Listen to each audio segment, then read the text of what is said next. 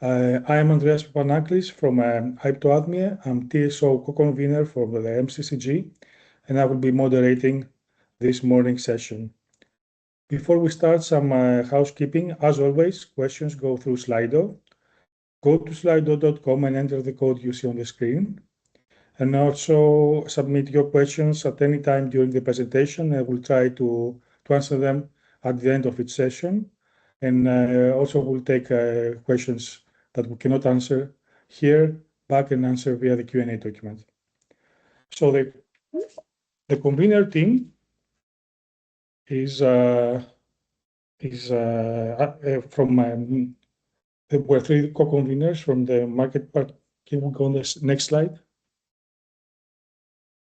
Yeah. Okay. The MCCG is led by three co-conveners. It's Mark Snyder from Euro Electric. It's Carol Nisia from Nord Pool, and myself from ENTSO-E. Unfortunately, Carol cannot be with us today. On behalf of the whole group, we wish him a speedy recovery, and we look forward to having him back at next section. Can we move on? So let's go through the agenda today. We have a full agenda running until 12:30. So we start with SIDC corrective measures, with this introduction from Vladimir Satek, bringing us up to date. Then we continue with SDAC fallback improvements, which is the largest block of the morning, a full hour on SDAC fallback improvements with several speakers covering the recent workshop, the fallback survey, volume allocation, and the decoupling training sessions. Then we continue in the 30-minute intraday gate closure time with Kiergo Holo, gives us an update on cross-zone gate closure time. Then we have a short break of 10 minutes, and then we reconvene at 11 o'clock with SDAC storage orders public consultation, where Timo Suhonen and Marja Eronen will bring us up to date. Then we have the global optimization R2 update and the view of the first R&D simulation resorts, where Gerald Dorman follows, and we have the first view on the R&D simulation results. Then we have the presentation on the IT infrastructure study, followed up by SDAC SIDC roadmap and key projects, presented by Andre Esterman, Lara Vizone, and David Miska.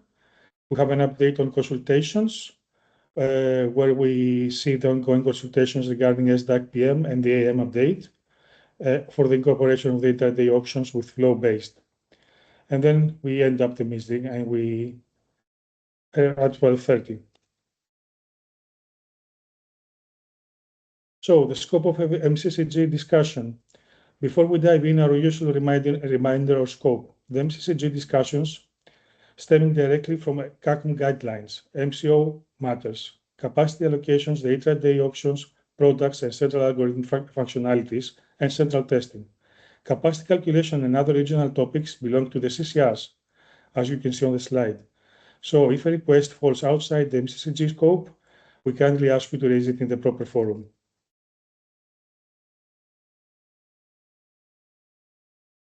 Regarding the Q&As, a reminder that the questions and answers from the previous MCCG meetings are available on the NIMOS committee and ENTSO-E websites.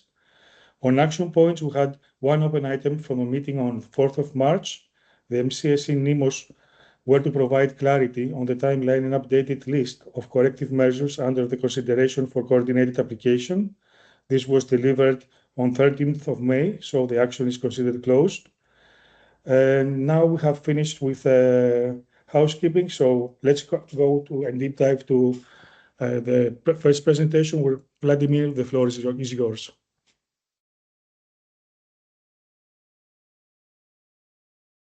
Good morning to everybody, and thank you for passing the word to me. I would like to welcome you to SIDC corrective measures, where I would like to share with you the recent updates. There is definitely progress on the preparation of the corrective measures. What is also important in this section, we would like to cover first operational experience after we deployed XBG version 5.0, which I think is quite important and I guess would be also very appreciated by market participants. So let's jump into it. And let's start with the basic principles, which I think are clear to everybody, but just a short reminder. So corrective measures is something which is pretty much governed by the regulations. So it's not something that we can activate whenever we want, but there needs to be clear reasons for it. And these are the measures which are of the interim nature. This is quite clear. So there are from time to time questions what we mean by the interim. So of course, once this is activated, a regulation defines certain period for which the corrective measure can be up and running. This is sent to 8 months, but under special circumstances, this should be or can be extended. Of course, we need to always activate the corrective measure, which will have minimum impact on the market and which will be very efficient in terms of what we need to optimize. And there's also a process how to communicate between the project, market coupling steering committee, and market participants. So there are a number of days before we activate certain corrective measures. So it's not that we will do something immediately, but definitely there are a number of days during which everybody needs to be informed through NEMOS, and then indeed the corrective measure may be activated. Of course, as I stated, if there is a need, if clear conditions for activation of corrective measures are met. So that's the basic principle, which I think we are all aware of, but it's good to remind it because from time to time we are getting questions which go in this direction. So that's just the basics. What is important is where we are, where we move since last call, how we progressed on the development of those corrective measures and all activities which are linked to those corrective measures. So in principle, we have a couple of layers on which we are moving ahead depending on the type of the corrective measure that we are using. So in principle or in line with the regulation, we need to execute a couple of clear studies and elaborations to confirm that proposed corrective measures are viable, which means for some corrective measure legal analysis, there should be market analysis, there needs to be performance analysis. So all this is running in parallel on all corrective measures that we've defined. In parallel with that, all the information that we need for the corrective measures and how they are linked, how they should be activated, how the thresholds works, what would be the operational principles. All this is going to be integrated in the overarching document that we've been working on since many months, but we are coming to the end, so this is quite important. So if we go to the corrective measures, which are already clearly defined, so we have modification of price tick size. Then we have decrease of order book depth and also downstream process corrective measures, which I will address in the next slide. So where we are with those, and this is quite important. There is a clear roadmap over the summer how to progress on the testing of those corrective measures or on the remaining part of the testing. So if I start with the modification of price tick size, and you should be pretty well aware of it, we've moved into the stage where market participants, so you should be able to test your systems that they can deal with the modifications. So currently there is one of the central environments which is allocated for you until the end of August. The tests are ongoing. We have feedback that market participants started their activities. Still, the initial feedback is that the participation in the test is quite limited. So I would urge parties to start the testing as soon as possible, because it may imply that you need to make some modifications in your systems. And we all know that modifications may mean that you need to deal with your providers, make the agreements, modify, test it, and so on. So this is a certain cycle. So though it looks like that we have still 1 month and a half a disposal to make all the changes, please do not leave it to the end of August, because it may happen that something may go wrong and then you may be under pressure. Why I'm saying that? So once the period is done, we consider that everything's ready because central systems are ready. And then in principle, if there is a need, there may be decision in September to activate the corrective measure. I'm not saying that this is the case, but once the readiness is declared, it's put in the list and it may be activated. So a market participant needs to be ready for it. So that's for price tick size. If I go to the order book depth, there's the situation a little bit different. So we finalize the initial testing, which provided us with inconclusive outputs. So we're still considering if this should be in the list of corrective measures or not. And in order to take a decision, we agreed to go for a second testing ground. And this should be executed in the end of August, beginning of September. So that's the process. And again, in September, we should have clear evidence if this order book depth will stay in the list of the corrective measures or if we take it out of the list. Why this is not tested right now, why this is tested only at the end of August, the reason for it is that we are still looking into the performance improvement and performance optimization.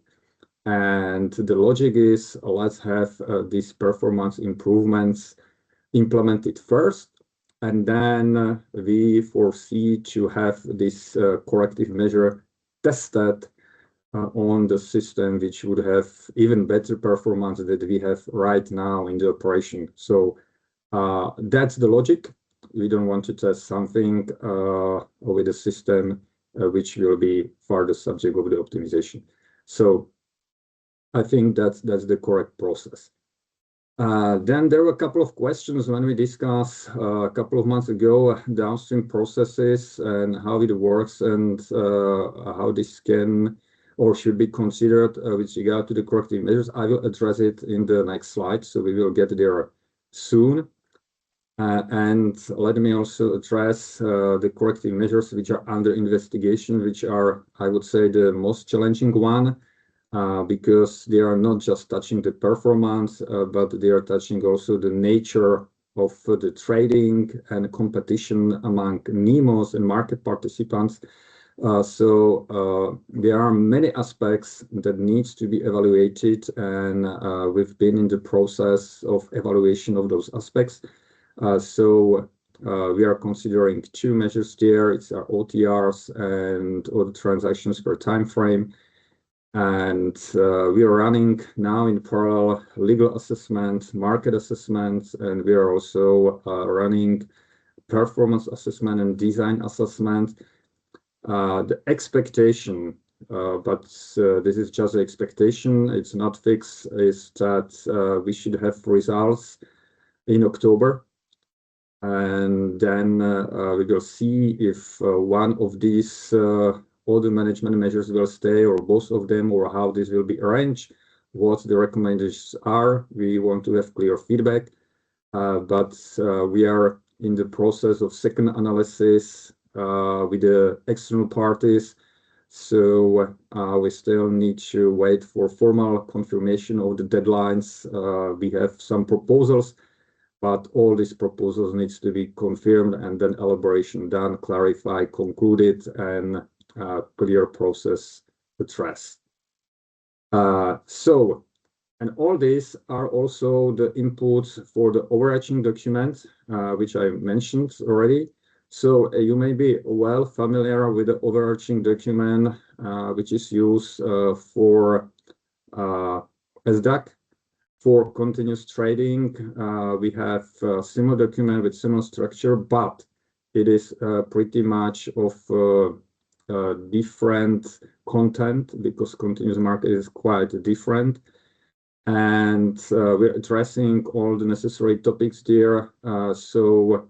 The anticipated degradation, definition of the threshold, application of the threshold, definition of the metrics, mitigation measures, details of the corrective measures, how the monitoring of the process works, up until the definition of the details of the procedures, daily monitoring, activation of the corrective measures, and all these things. I would say 70% of the documents is, or maybe 80% of the documents is almost ready. We are finalizing that, everything what is related to the proposed corrective measures. We are now dealing with the finalization of the procedures. We are also in the discussion on the thresholds. And indeed, we're waiting for the results of the tests so that we can integrate the results in the paper. So once this is done, we will share the paper with you. We indicated here end of summer, maybe September, because that really depends on the results of the tests, which I mentioned earlier. So that's the foreseen topic. What may be also quite interesting for you is how we look into the measurement of the system and what will be the main metrics to consider the activation of the corrective measures, which indeed is in the document. And we are currently considering, or we've agreed, there are two principal metrics. One is related to order execution, end-to-end latency. The revision principle measures processing time from the first entry into the central system until the exit of the central system. So that would be a principal metric to be applied for SOB. But then we also look into the time generation of output files, in this case CMI files. So also the data, which we can call already as a part of post-coupling, which needs to be generated to make the shipping arrangements and nominations and all this stuff. And this is also important because both parts need to be aligned to make the system feasible and workable. On top of that, you will see in the overarching document many other monitoring metrics. So it's not like that we monitor only 2 points. We will monitor, I don't know, maybe 10, maybe 12 items in the systems, because we want to understand every detail of the system, which then contributes to the improvement of the system. So we need to make some further improvements. We have detailed information and we know what to focus on. So that's the philosophy, but for activation of the corrective measures, we will use two principal metrics. So with that, I made a point already on the downstream system, which are addressed in the next slide, if we can progress there.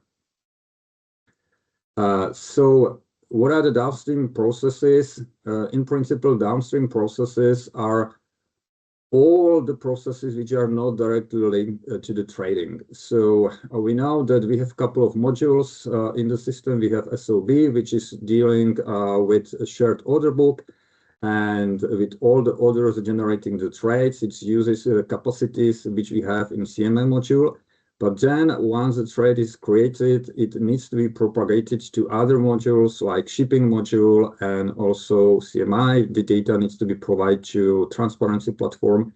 So all these systems are marked as a downstream systems, and they need to keep up with the pace of trading. This is important.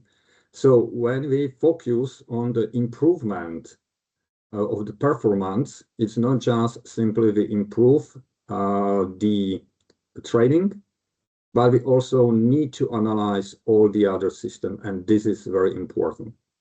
From that perspective, we have, let's say, in principle, two corrective measures which we can apply in downstream systems. When we made the initial analysis, there is a functionality which prepares offered capacity evaluation for publication, the transparency platform. So this is something which we analyze that is least harmful for the system if we need to improve the performance, and that may be potentially deactivated. So the deactivation functionality exists. We know that it works, and we've moved in the testing of the performance contribution. We are still in the discussion and on the conclusion if the contribution is sufficient. The preliminary results shows that this switch off may contribute to the performance only in a quite limited way. We still need to analyze further data to make sure that the activation makes the sense. Which indeed, if this is proved that it does not help sufficiently, we can take this proposal out of the list of corrective measures. But I would say the positive thing is that with the deployment of Release 5.0, we improved also performance of downstream system pretty well. So the issues which we suffered in the previous version are almost not visible in Release 5.0. So that's very important. Now there can be a question, okay, what happens if this measure is taken out of the list and we're still suffering there?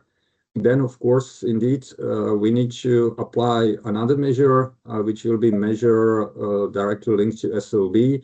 So we need to somehow regulate number of orders which goes to SOB, or manage number of orders to make sure that downstream systems can process everything correctly. So that would be on the corrective measures. And I think the most interesting part of the presentation would be next section, which goes to the operational experience after we deploy Release 5.0. And this is pretty much linked to the corrective measures, because of course the nature of the corrective measure is to have them activated if the performance is not sufficient. So we've deployed a new release on June 11th, if I'm not mistaken. So we have first almost 4 weeks of experience. The information which you can find here is based on initial 3 weeks, because last week cannot be reflected here. So if I should provide a message, summary message, the operation in Exhibit Release 5.0 is very stable. There is strong decrease of latency, or in principle, we are not seeing any latency. That's what we see in local trading solutions. We are still in the process of implementation of central monitoring, which should be deployed in July. So there we will have all the metrics also from the central systems. But we see that the stability, let's say the performance improvement, it's even better than expected. Considering that with the deployment of Release 5.0, there was also increase in the trading. So the number of order transactions went up by 25%, and number of orders, trades went up by 10%. In last week, we can see that with regard to the orders, the situation is more or less stable. So on average, we have around 50 million order transactions per day. The peak now was around 55, and the trades are increasing, which is fine, because when we deployed the version, there was a situation when there was, let's say, a lot of utilization of the functionalities related to submission of the orders, but the number of the trades was limited. Now it's moving to the more efficient usage of the systems. So number of trades is increasing, OTR ratio is coming down. roughly now about 23. So it looks like that after initial, let's say, I would say test of the market participants, how the new system works. Now it's really focused on the goal, which means to strike the deal, to make the trade and get the energy. So that's important. So the key message is that order transaction latency has significantly dropped, and this is important. So we are not observing any principal issue. And what is also important, because all this goes to the trading module, we're seeing the same positive situation or data also in the downstream system as CMI and others. We're still monitoring. There are still activities that we need to look into, like the morning situation, but all this looks extremely positive and extremely well. Having mentioned that, I need to also mention other things. We're working on a new release 5.1, which should further improve the performance. As I already indicated, we're still working on some optimization. But at the same time, I would like to make a point here that after we deploy 5.1, which is scheduled for January next year or February next year, we are then focused with all the strengths on flow-based in IDaaS, which means that there will be quite significant period of time where simply we will not look into the further performance increase, which means that we still need to use the system in the reasonable way despite constant increase of the performance. So it still implies that simply we will not fully open the gate and let market participants do whatever they do. We will look into details. We've been carefully monitoring the latencies. If we see some negative development in that respect, we will definitely react. So I think that's the key message and summary. I would be faster, but I think there are very interesting topic in SDAC area. And let's go now into the questions if there are any.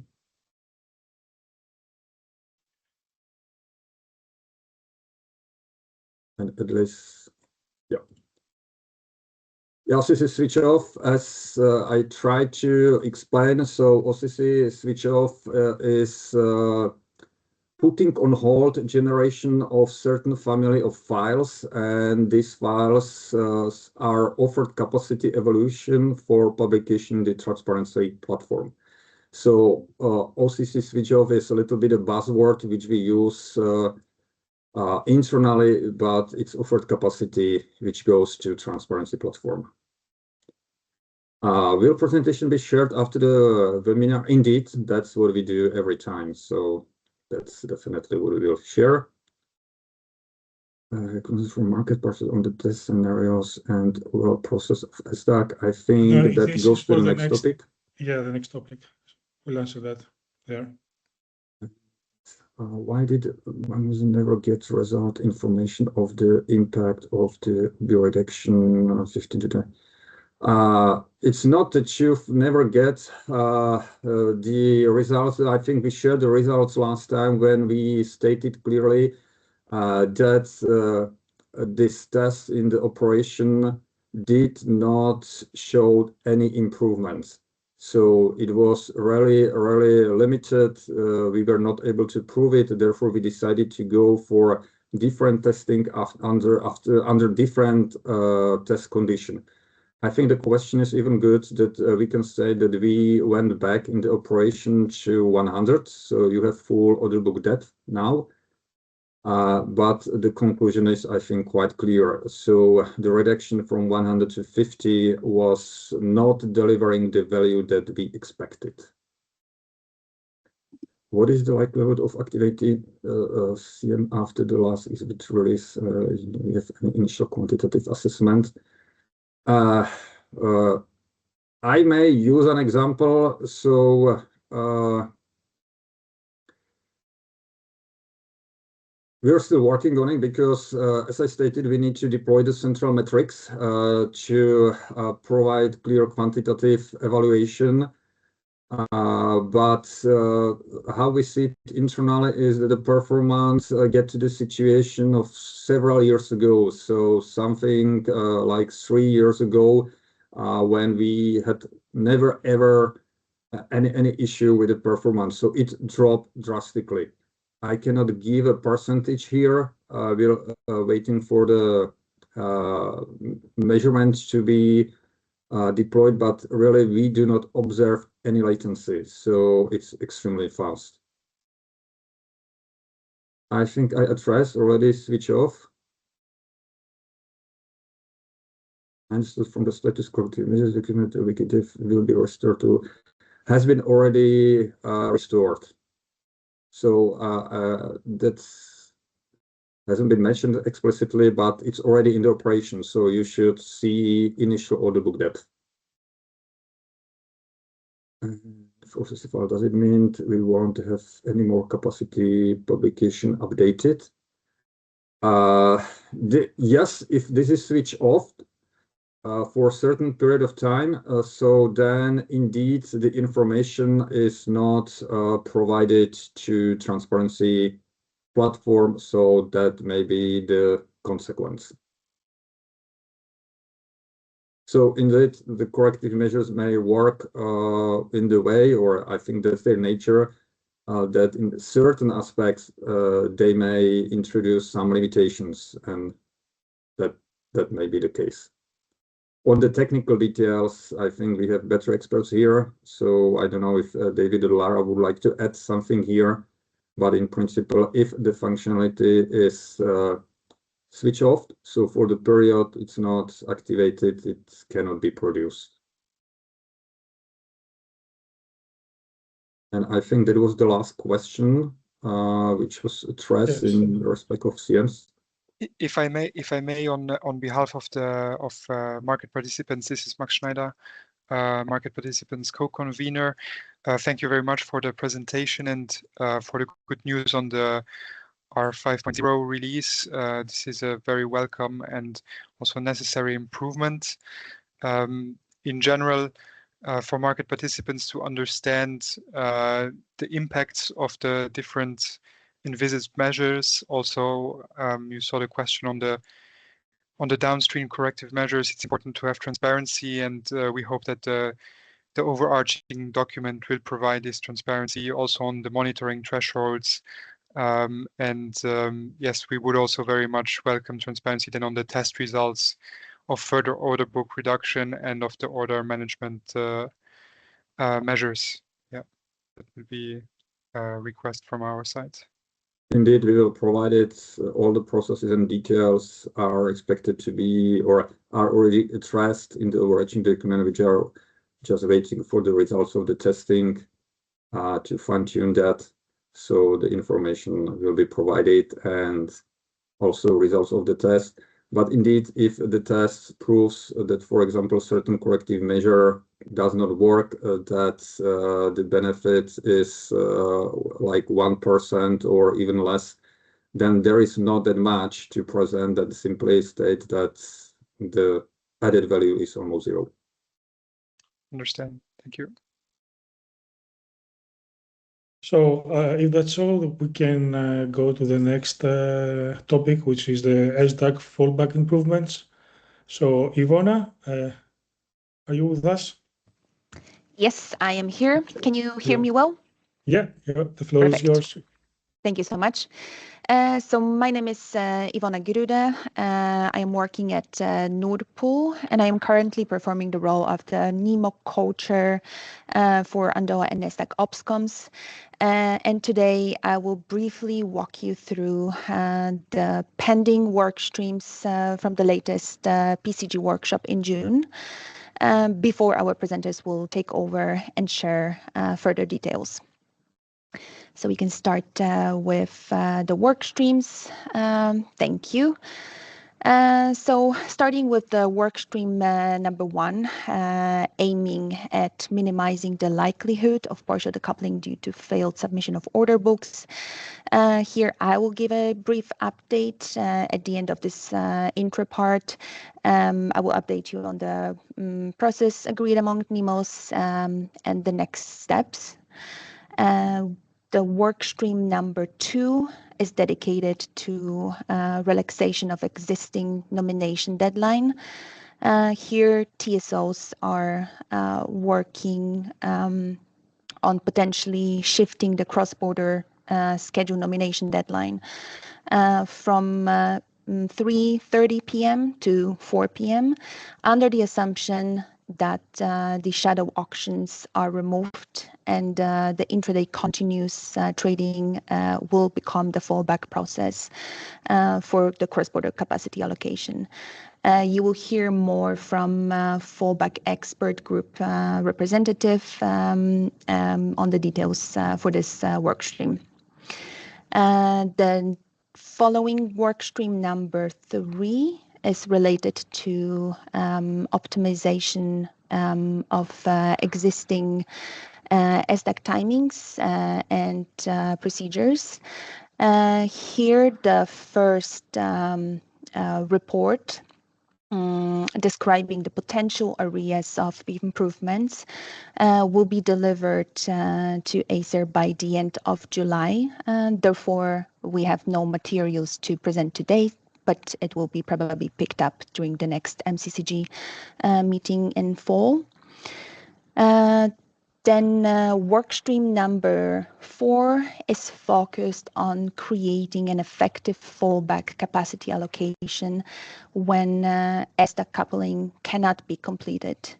Here, the fallback expert group representative will present the outcomes of a survey conducted with market parties, assessing the feasibility of SIDC continuous trading as fallback for the capacity allocation. And they will touch upon an alternative options for SIDC continuous trading as fallback. And the last work stream, number 5, is dedicated to ensuring a single SDAC price in multi-NEMO areas in a decoupling situation. Here, the core joint parties are working on implementing the volume allocation, and we will hear more from my colleague on the overview of the topic and the implementation timeline. I guess we can move now to the workstream number 1. To the presentation, or thank you so much. Yes.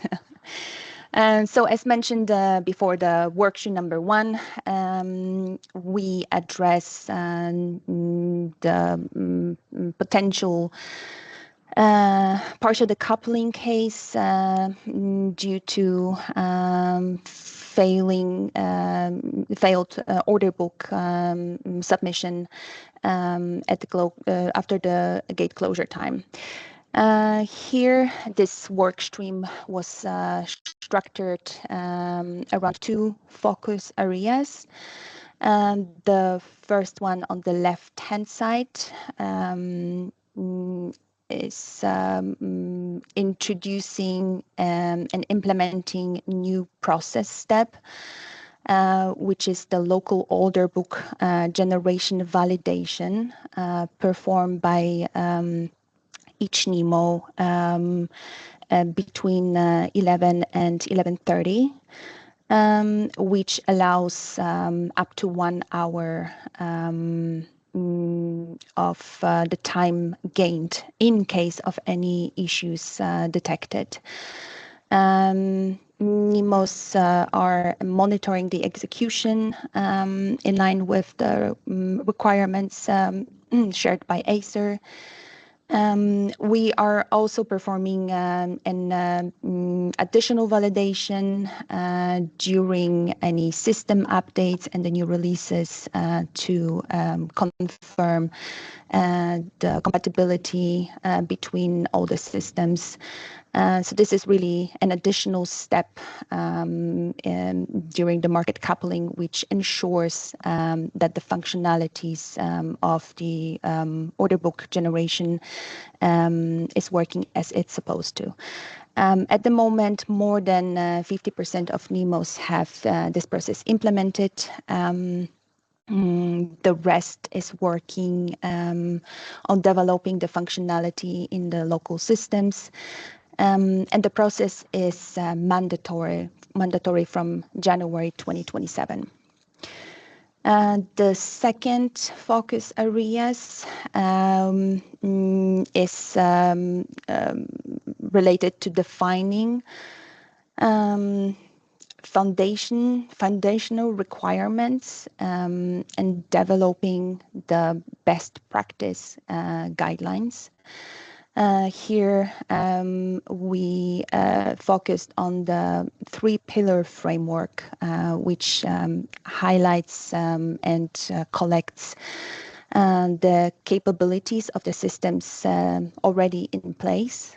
It helps us to create a common reference for the minimum expectations and best practices. This framework will be regularly reviewed and updated to address any arising risks and needs in line with the developments in the market. And additionally, NEMOs have agreed to a number of KPIs for each pillar, which will help to establish clear expectations among the parties, improve the monitoring progress, and identify the areas for potential improvements and increased efficiency. That would be all for the work stream number 1. I can now give the floor to the next presenter. Thank you so much. Thank you very much. I will continue on behalf of Fallback Expert Group.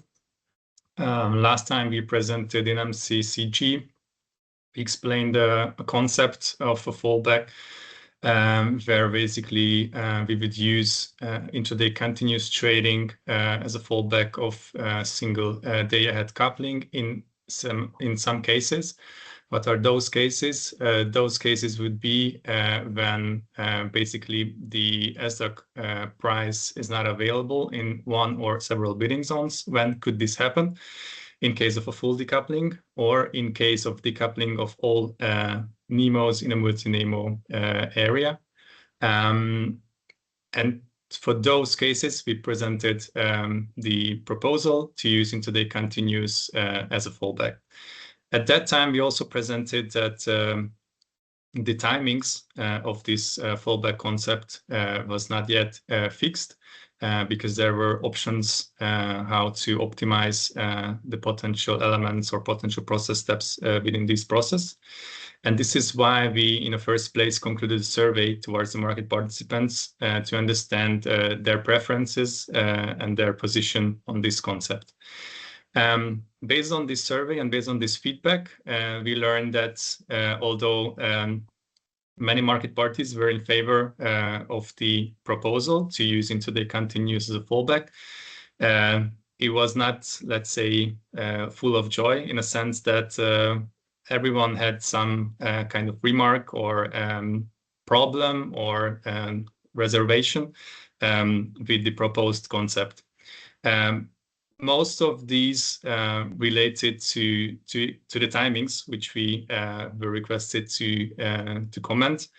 And basically, one of the biggest criticism was that the time that is available for trading in that fallback proposal was rather limited. And market parties thought that this might be risky or problematic, both for converter day-ahead bids to the intraday market, as well as to close their individual positions properly, which could then potentially lead to deviation of the reference price and the selling price, as well as potentially leading to imbalances later afterwards. The second criticism, or the second, let's say, major comment, was that the nomination deadline is important to be postponed according to the market participants. And this was quite united among the feedback that we received. This would also lead to the second, or the other point, which market parties raised, that from their perspective, providing more time to the SDAC, to the single day coupling, would be one of the most important priorities that we should focus. And that's why they also consider that the postponement of a nomination deadline is an important element, because that could unlock this potential to provide more time to the SDAC, which was, again, a clear target.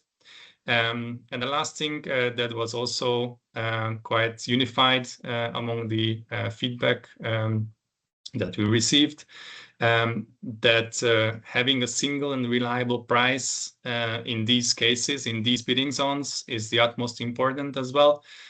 So basically, that was reconfirmed by the market participants that we need to go towards this direction and find a proper mechanism to define one and unique reference price for these unlikely cases that we investigate here. And based on this feedback, we concluded in the fallback expert group to also try to investigate some other options and alternatives, which could reflect to the comments that we received. And this will be presented by my co-convener, Lara.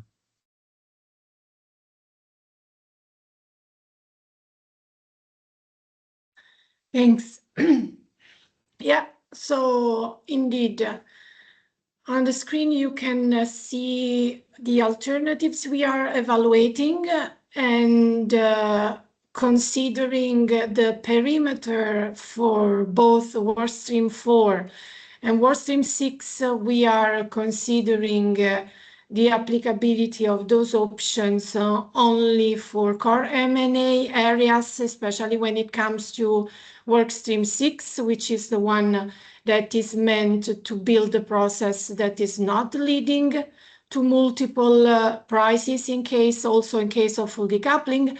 And when it comes to the method that we are investigating for replacement of shadow auction as per workstream 4, of course, we are mainly focusing on the bidding zones that are currently both ends of borders that are in fact applying shadow auctions as a fallback for allocation of capacity, meaning that in our let's call them conversations, weekly conversations, we are not contemplating what is outside these two work streams, because simply they are outside these two work streams. The alternatives that we are evaluating, on top, of course, of what is the main one for which you have been also asked to provide your feedback, and we are very, very grateful that you did that, because it was quite enlightening and illustrative and very useful for us to understand things from your perspective. So on top of that, we are investigating other options, and for how to say, make things more schematic and more clear, because usually this is a way to make things more understandable. We have divided options in two main categories.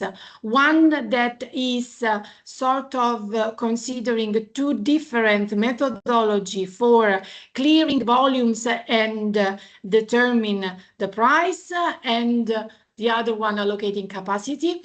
And the category, let's call them category 2, which instead has the same method which simultaneously would clear volumes, determine the prices, and allocate cross-zonal capacity. So we have, on top of the continuous trading used for both volume and allocation of capacity and price formation, we have the usage of continuous trading for allocation of capacity, and I'm referring to the option 2 in the first table, while volumes would be allocated using the so-called volume allocation, which currently is the methodology that is already operational to cover the case of NEMO partial decoupling in core M&A regions. So volumes would be cleared at a price that would be determined in with a method that has not been decided yet, but there are several options on the table that can be evaluated. We are talking about an index because, of course, we are considering the case of full decoupling where no exact price is calculated, so the price would need to come somewhere else, and the idea is that we would find a way to represent a good index. We will find, a good way to represent that price for that specific day where the auction was failing, hence was not able to determine the price. So that's the first alternative we are investigating. The second one, which is the third one in the first table, is once again the option that would see allocation of cross-zonal capacity via continuous trading, while instead volumes and price would be formed via the usage of an auction run for every single bidding zone in the core region. And in case of M&A status of the bidding zone, the order book for every single NEMO operational in that specific bidding zone would be shared. So basically it would be sort of what happens in production, but without any sharing of capacity, while the algorithm would be running, finding the equilibrium for volume and equilibrium for the price. And then there are the second category, which, as I anticipated, lists the two options we are evaluating at the moment, which would instead, with one stone, calculate both the volume and the price, and would allocate capacity, which is the regional coupling, applied also to core region, and what we here call a delayed SIDC IDA 1, but the name might be a little more misleading. What we mean, because you might remember that in our assumption, considering that results would not be available by 2:10 in the afternoon, the proper IDA 1 would be cancelled. So the idea is that how much we can reuse the instrument of the intraday auction to cover the fact that the STAC auction instead was failing. And as you know, in an IDA, capacity is exchanged, it is allocated together with volumes, and a price is determined altogether.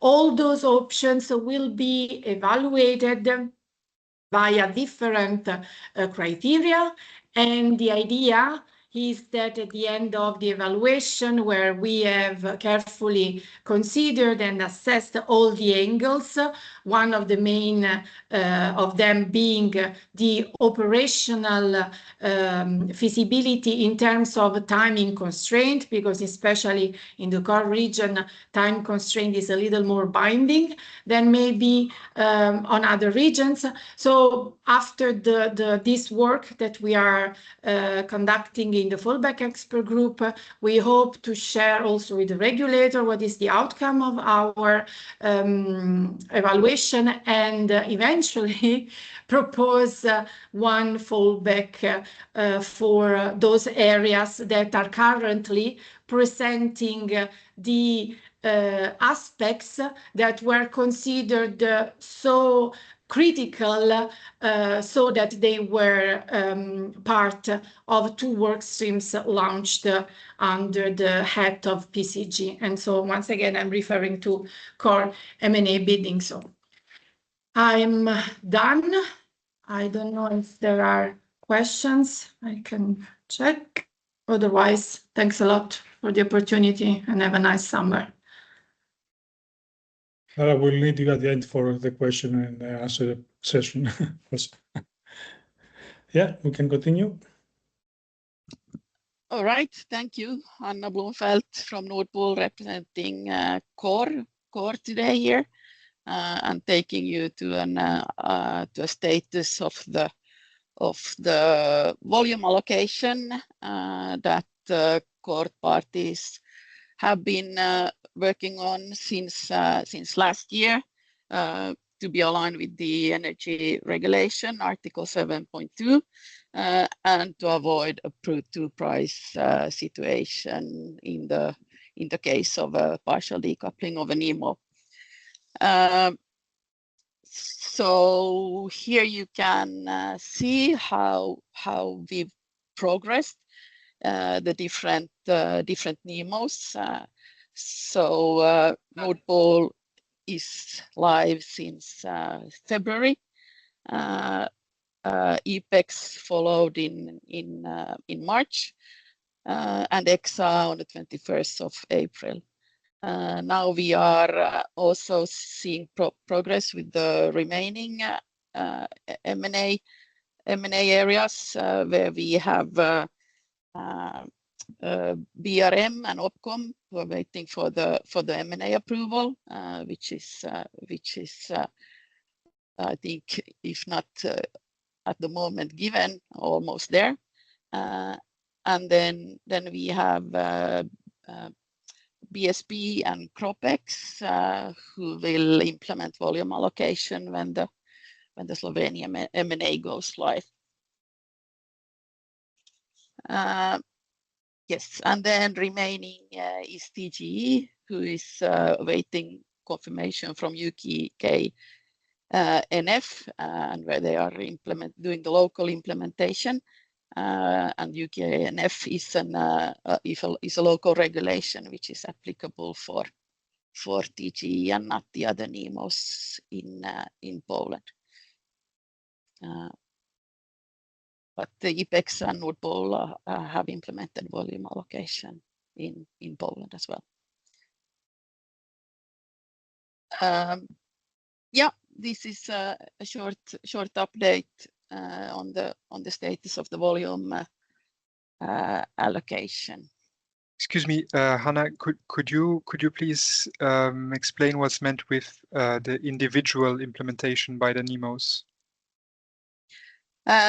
That means because volume allocation is something we implement in our own systems, and different NEMOs have been able to implement it with different timelines. So for some, it's been faster to do than for others. So this means that we've implemented them such that the first one being ready went live, and then so now we have quite many live, as you can see from the timeline. Thank you. And I think it's for market participants, this is an important improvement after the decoupling that took place in 2024. It's very good to see that NEMOs are rolling out this solution. But in terms of implementation and how harmonized the rules, the actual procedural rules are for the use of volume allocation, we have seen some divergence still and would welcome more harmonization.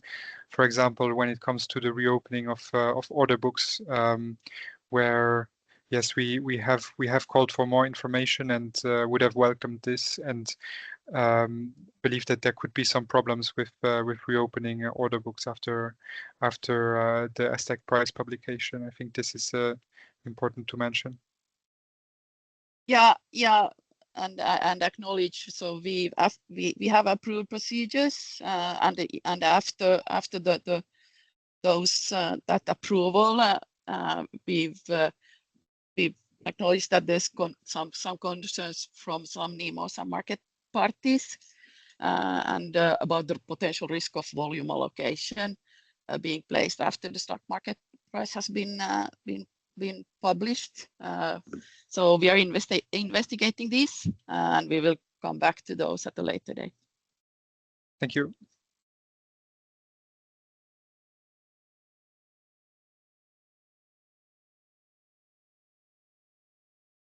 Is there any other questions? No. We take them afterwards. Sorry. Yeah, we'll take them afterwards. Yes. All right.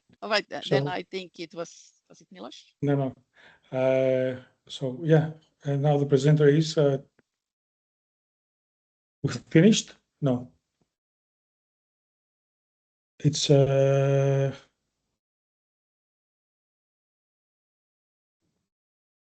can maybe jump in and help. yeah, can you please Perfect. continue with the Yes. presentation? Exactly. The next presenter will be Milos Tomic, also NEMO co-convener for Andoa and NASDAQ Opscom, and he will provide the feedback from the last training session, full decoupling training session in June. The floor is yours, Milos. Thank you so much, Ivona. I hope you can hear me and see me well.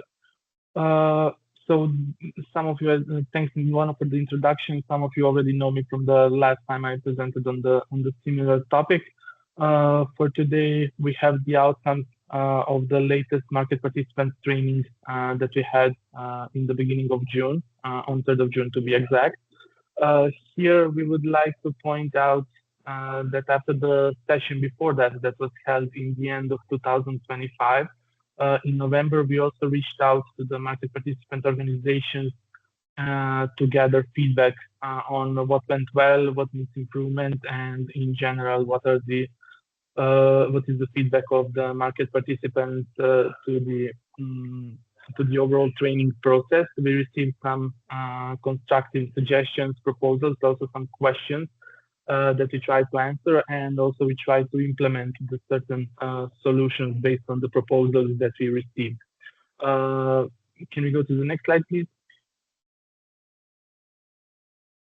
If we focus on the test that we had on the 3rd of June, this test has been executed in cooperation of NEMO, CSOs, and JAO, and same as last time, the focus was on the full decoupling scenario with shadow auction being triggered, with the difference being that we also introduced additional step in the process which relates to the cancellation of the preliminary results, which is a new case that we identified and introduced into our procedures, and also a new operational message was created for this reason, and it was also introduced during this training, and it was successfully shared with the market participants.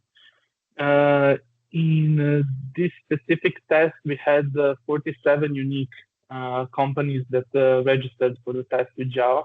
It is important to mention that we had several companies that are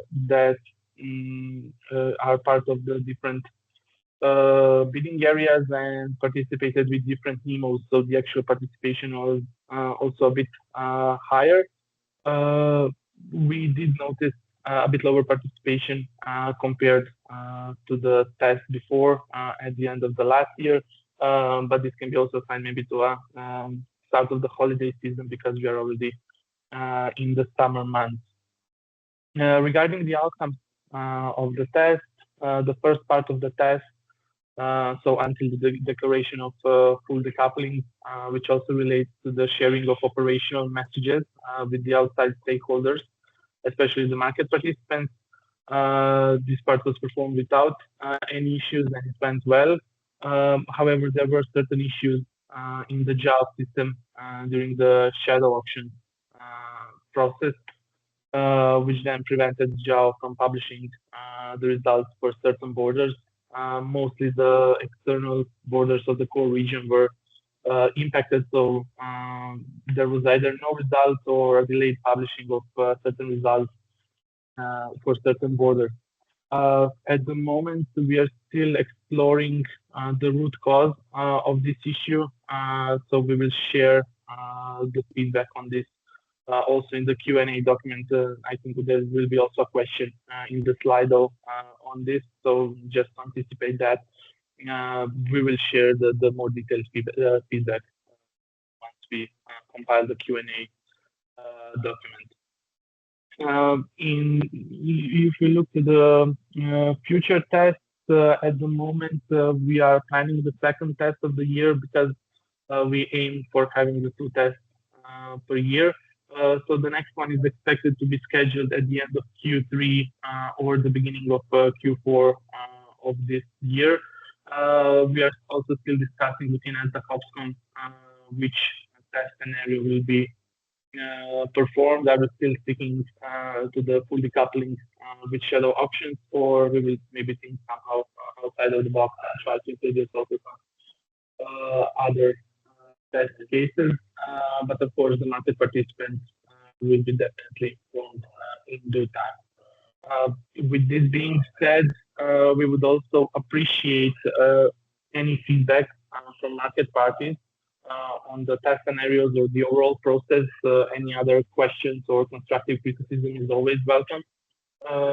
So if you wish to share your opinion with us, you can either reach out to the MCCG, so to the market participants organizations, and deliver centralized feedback. Also, I think there will be some questions raised today via Slido. But you can also reach out directly via the email for the MCCG, and also market participants are always more than welcome to reach out to their individual emails to share the feedback on the process. And then all of this will be gathered as the COPSCOM, and then we will brainstorm and see how to respond and how to introduce these changes to the process to basically make all the market participants and the stakeholders satisfied with the overall testing process. So that's it from my side. I think this is the last subsection in the fallback improvement. So are we going to the questions or to the topic? No, we're going to questions now, so we can have the slide of questions. Yes, thank you very much. Which one? So feel free to answer the ones that you feel that you can answer, and the ones that we're not confident enough or we don't know the answer, so we can take them always back and provide them in written form. So Lara, you see any question that you can answer? I think, for example, some of them were already answered by Gergo. Yeah. At least the first one, I believe. Yes, indeed, I answered the first one and also the second one in the meantime in writing, but I can also briefly explain. So basically, for the why it is needed to remove shadow auctions, I think it was explained by TSO several times. The rationale behind is that the shadow auction experiences that we had in the past resulted to, in many cases, not very good quality nominations, which resulted mismatches on borders, which took quite some time for the TSOs to resolve and manage. And this is the reason why it would require more time in case we keep the shadow auctions, while in case we have, let's say, a central system which is sending the schedules to the TSOs, this problem is not there anymore, and this could unlock basically the potential to reduce the timing that is needed for the scheduling process, and therefore the nomination deadline can be postponed. For the second question, I also answered in the meantime. So today already the TSOs postponed the nomination deadline gradually. So in case there is a fallback event, depending on basically when the end time of the SDAC is expected, so when the process can be finalized, the nomination deadline is gradually postponed. So basically based on different market messages, the TSOs postponed the nomination deadline already today. And exactly this let's say the final step, the postponement of the nomination deadline in case of full decoupling was investigated in work stream 2. And in case this is possible based on the prerequisites that the TSOs already announced, then the not just the nomination deadline, but also the full decoupling deadline can be moved. And this would then unlock the potential also to optimize further the process steps within SDAC, which means that potentially we can also postpone the partial decoupling deadline. So in that sense, this is indeed connected. So once these barriers are removed, then more time can be provided to SDAC, and this could basically lead to preventing or hopefully help to prevent decoupling events.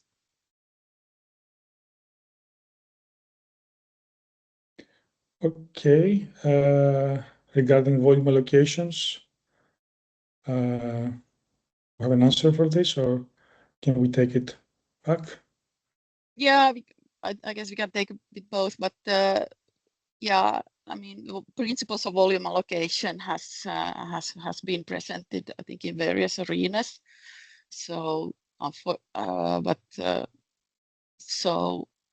so at least I think there has been a try to keep MPs in the process, and also I think NEMOs individually have aimed to do it, but something we can look at afterwards as well.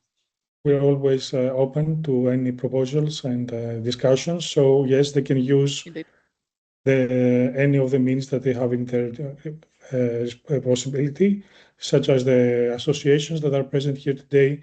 They can also directly contact MCSC in the email provided, and also they can use Slido here. So we are fully open to any comment and any proposal they have. Yeah, so the next question regarding OCC, I think it's for Vladimir, and I think it will be answered. I don't know if he's still online, or we can take it for to answer it afterwards. So it is important alternative. Okay, we have answered that. How can we submit comments for market parties on test scenarios? I think we have answered that as well. Excuse me, Andrea. Yeah. Andreas, sorry, if Yes. I just can go back to this point on the consultation. I think that's important when it comes to volume allocation. For example, yes, we had repeatedly said that the actual technical implementation should have been consulted with market participants, and we understood then that NEMOs had different ways, different understandings of how volume allocation was actually implemented in practice, and we would like to avoid that in the case of the full decoupling solution, which should be harmonized at least at capacity calculation region level. And this slide that was shown with the three columns is very important in that regard. It's important for us to understand how the different options compare when it comes to the allocation of cross-zonal capacity, to volume clearing, and to having a single and reliable price, because that's all that matters in the end with the SDAC. And we haven't received that for the moment.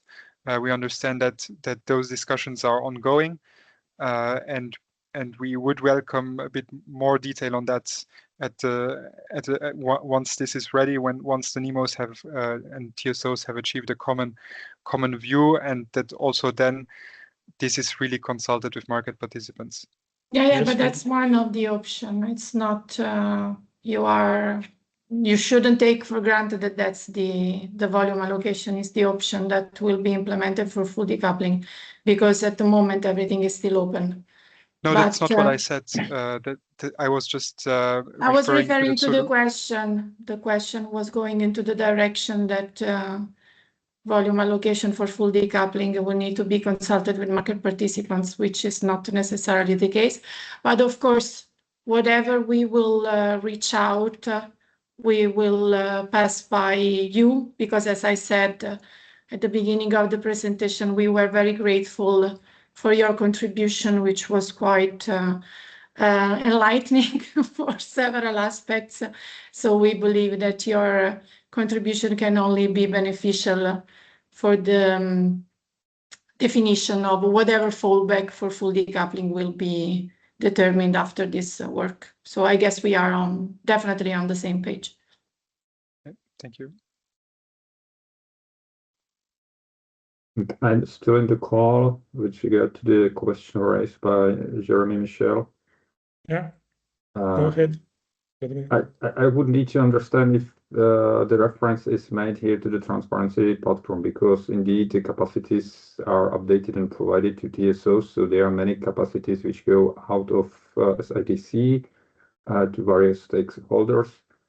So would like to need to have clarification if the comment here with OCC is made to the capacity published in the transparency platform.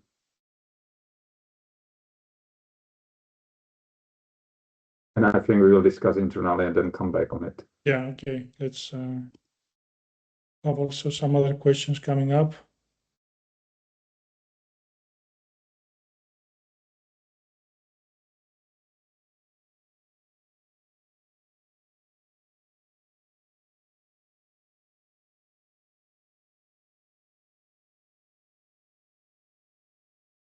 Regarding the decoupling testing, we have an answer for this question.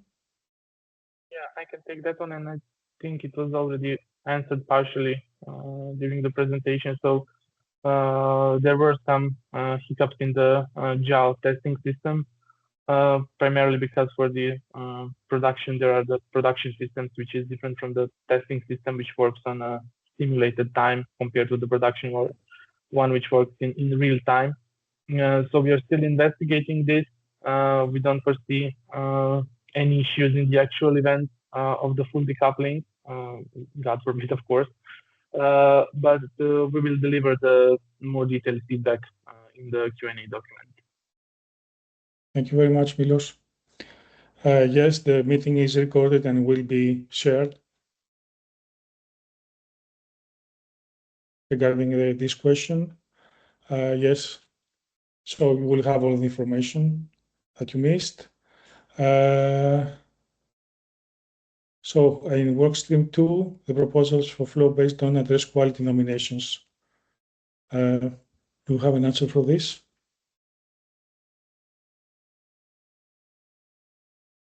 To be honest, I don't really understand the question, so I requested in the chat some further elaboration. Okay, okay, no, can you please make it more specific so Gergo can answer it? Yeah.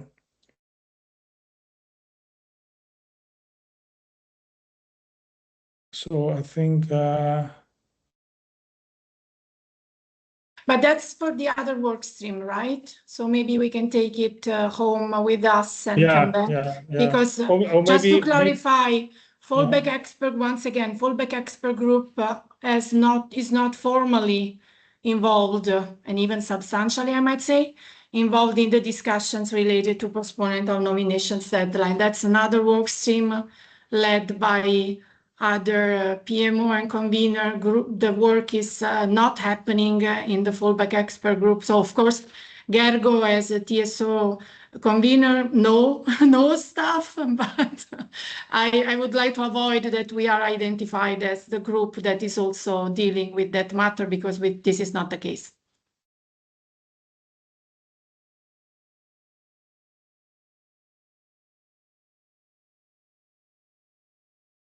Anyways, please specify the question and we will answer them.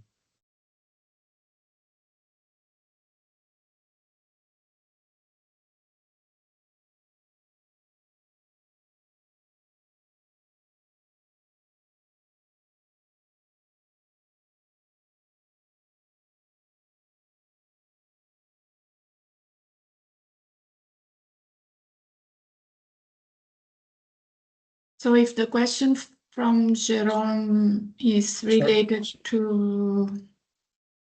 I had some issues with the Teams application, so I was absent for a few seconds. Yeah, I don't think it was already answered, the question related to the OTC price traded in the morning. If the question is related, I'm not sure to what is related, to the index that is mentioned with option related to volume allocation, also in case of full decoupling, or to the one of the usage of continuous trading, and hence also an index coming from that market. We are still investigating options on what would be the most reliable representation of the price in case of a stack auction failure. Okay, so I think we have answered quite a few questions here, so we can take the rest of them and we'll come back in writing. So I think we can progress now to the next topic, which is the 30-minute intraday gate closure time update, where Gego is going to present. Indeed, thank you very much. So again, on behalf of TSOs, provide some updates with regards to the 30-minute intraday cross-node gate closure time. If you can move one more slide, please. Basically, the derogation overview is almost complete, I would say, because IPTO also received the derogation. So all European TSOs received either derogation or already gone live. Still, some transposition task is done in Norway, and then it can be finalized there as well. But the picture is more or less complete in that sense. And based on these information, TSOs could update a little bit their plans in terms of go live dates. The next planned go live will be on the Dutch-German border, which is planned to be in October. Of course, the relevant parties will first specify and notify the relevant market participants about the exact go live date. While there will be a bit bigger, let's say, rounds of go live in terms of borders in Q1 27, where Bulgaria, Romania, and all the Hungarian borders plan to go live again. These TSOs need a little bit more time to further specify the exact dates, so this will be updated. And then in March, Sweden is planned to go live on those borders where they can already go live. And the Belgian borders will go live basically quite close, which has a quite firm planned date already for the 1st of April. The remaining borders currently planning to go live end of 28 based on their derogations, with the caveat that there's this discussion on the Danish borders when exactly they plan to go live. On the next slides, we present some assessments on the experiences, what we've seen based on the, let's say, first 2 months of trading in the 30-minute gate closure time. Because we promised to provide you some insights on that one. On the upper chart, you can see 2 things. One is how the trades, so the number of trades and the traded volume has been changed per quarter hours compared to pre and post go live. So what you can see on the chart, each column basically represents 1 quarter hour. So the first quarter hour to delivery, which means from delivery to 15 minutes, and the second quarter hour from 15 minutes to 30 minutes, etc. So this is how you should read the x-axis. While on the epsilon axis, you can see the percentage, how much either the trades or the volumes increased from the periods of before the go live and after the go live. And you can see in the bottom these periods. So it's the comparison was from 25 December and November 2025. And the post go live period is February and March 26, because January is, let's see, middle month, where the data is a bit mixed. So this is why we decided to choose these ones. And what you can see basically on the first graph is that those 2 quarter hours where this change, extra time is provided to market participants to trade on cross-zonal manner.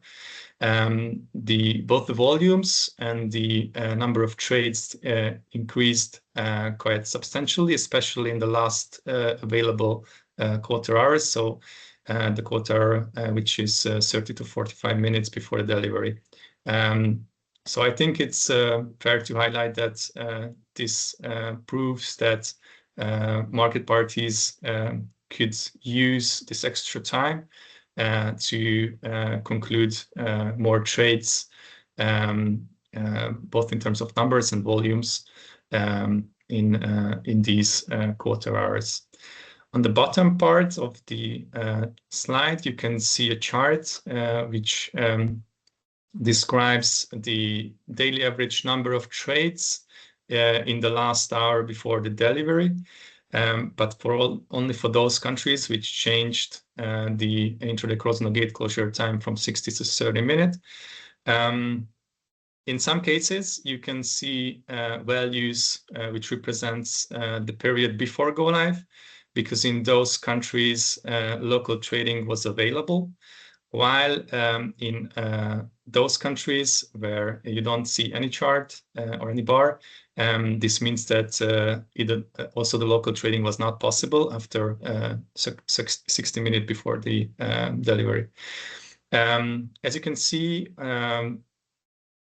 of course, where you have some basis to compare, you can see that there were significant increase in most of the cases, while for those where there is no basis, of course, it's a little bit more tricky to compare, but it's visible and it's quite clear that with the extra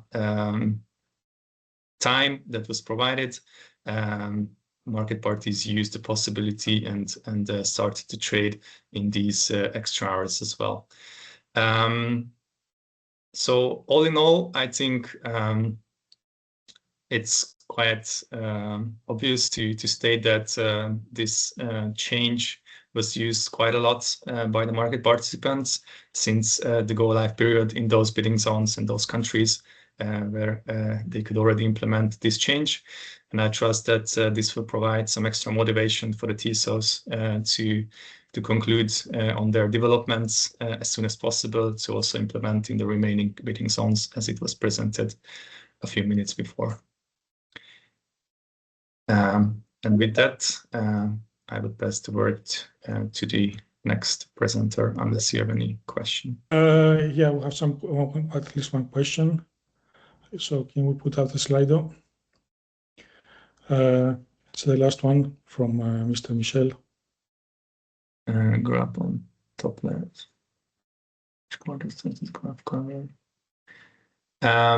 Indeed, I've not mentioned this. This covers basically all the borders. So of course, it's a little bit mixed picture. But of course, the change is driven by those borders and countries where this extra amount of time was provided. This was due to the KPIs that were available. We could not, let's say, filter for that specific graph, only those borders where the gate closure time was changed. So basically all the trades and volumes are presented throughout SDAC. But still, I think it's important that there's a significant change, which from our point of view, clearly driven by the change that was implemented. Okay, thank you very much, Diego. So this will bring us to the break of the session. I think we're a little bit running ahead of the schedule, so we can have a 15-minute break instead of a 10-minute break. so we can reconvene at 11:45 to continue the session. Thank you very much. It's 11:15, so I think we can start with the second part of this MCCG webinar. We're going to deal now with SDAC storage orders public consultation. So Timo or Maria, are you online? Yes, Can you I'm start? online. Okay. Yeah. Can you start, please? Yeah. Thank you. Yes, thank you.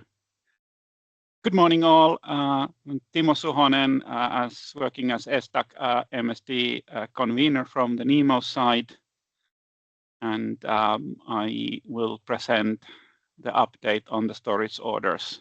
So if we can go for the next slide, please. As you know, we have been carrying out a public consultation regarding the storage order. The actual R&D phase was completed during the late spring 2026, a couple of months ago. The open points still existing in sort of blocking the finalization is some configuration options that we have been discussing internally by SDAC MSD. We also started in beginning of June the public consultation.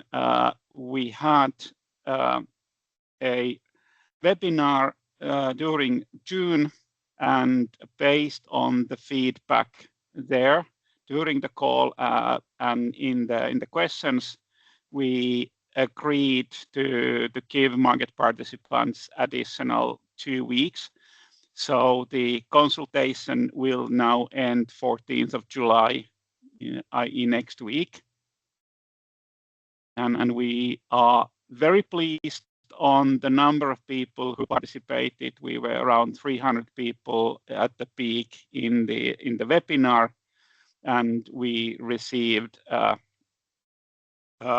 very, very good detailed questions and comments.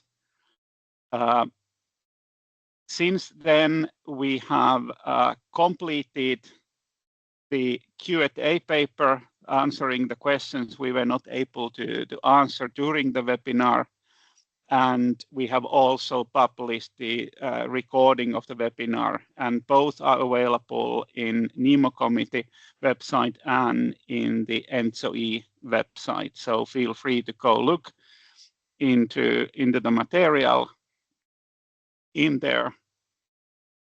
And then once we get the final feedback after the closure of the public consultation, then we will analyze the result.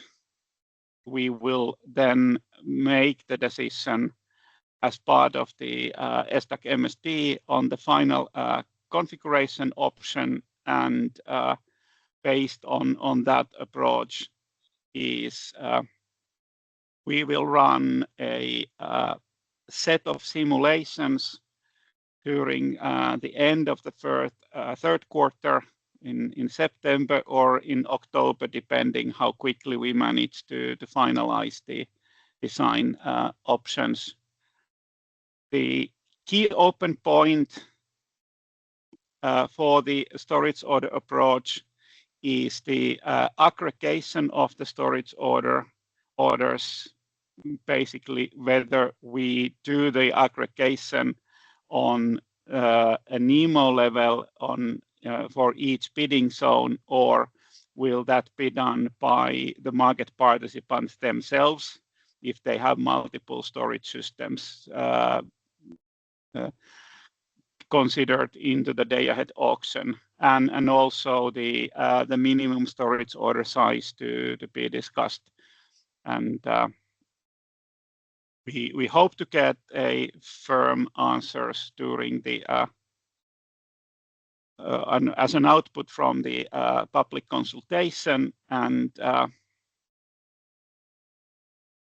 then the idea or our target is that the final configuration and the actual performance implications shall be presented in the next MCCG, so the one after this one, which traditionally is there in early mid fourth quarter in the fall. So we prepare the final results on the simulations and all relevant aspects into there.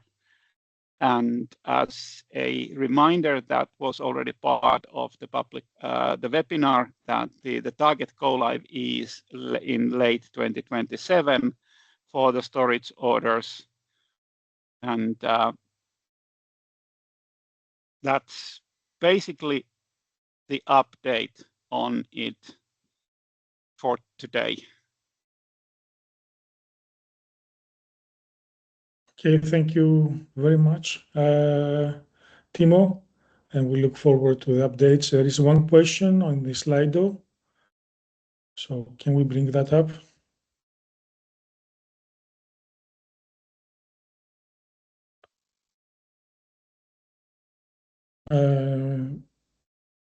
No, it's regarding the product and the need for the product. I don't know, can you go, it's a previous, yeah, with up more, still go up. No, because I can see it in the backend. Maybe while we find this question, thank you for this presentation. I was wondering if the MCC had done any analysis on the algorithmic performance impacts that a storage order would have, and in general we would welcome transparency on the expected impacts, if it would lead to an improvement or to a degradation, and yes, and in general, of course, enriching the product offer is always a good thing, as long as it doesn't mean that other complex products are curtailed for that reason or are questioned. So should be seen as an addition and not an alternative.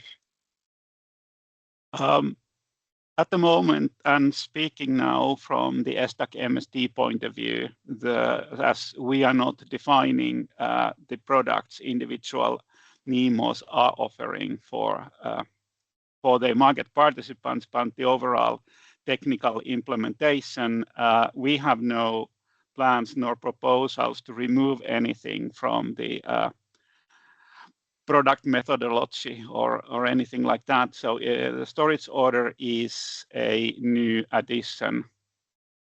We will start after the summer period together with NEMO's organization to update of the product methodology, or actually the methodology that will come along with whenever the CACM 2.0 will be delivered to be included in time before the go live. Thank you. And what do you have any expectation on the impacts on the algorithmic performance? So far, we have seen in the simulation that there is some level of performance degradation. It is, as we see it today, it's tolerable and should not impact as we see today, it will not impact the market coupling timeframes at all. And one reason for the discussion with the market participants and the aggregation is that the level of aggregation will have impact to the market coupling system performance. So we are trying to find the right balance between the level of aggregation compared to the performance impact. Okay, thank you. But that's really about getting the input from the market participants, what you prefer to have, and then we need to make the assessment how that impacts to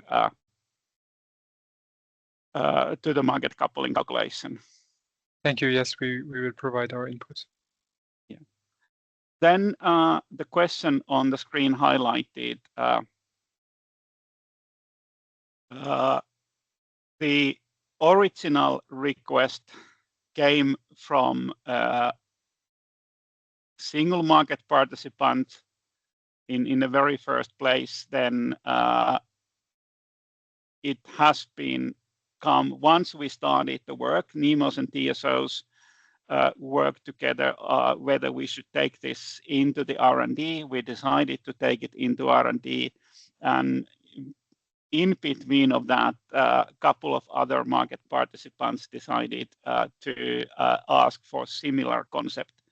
They were not originally identical, but what we today have as a storage product or storage order product then is a minorly mixture of couple of MPs initiative, what they prefer, they would like to have in the day ahead market.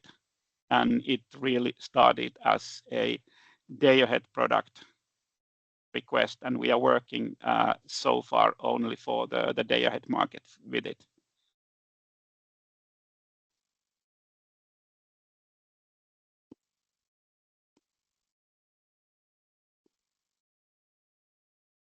Okay, thank you very much, Timo. So I think that's all for this topic. So we can go to the next one, which is the IT infrastructure study. Jan, are you online?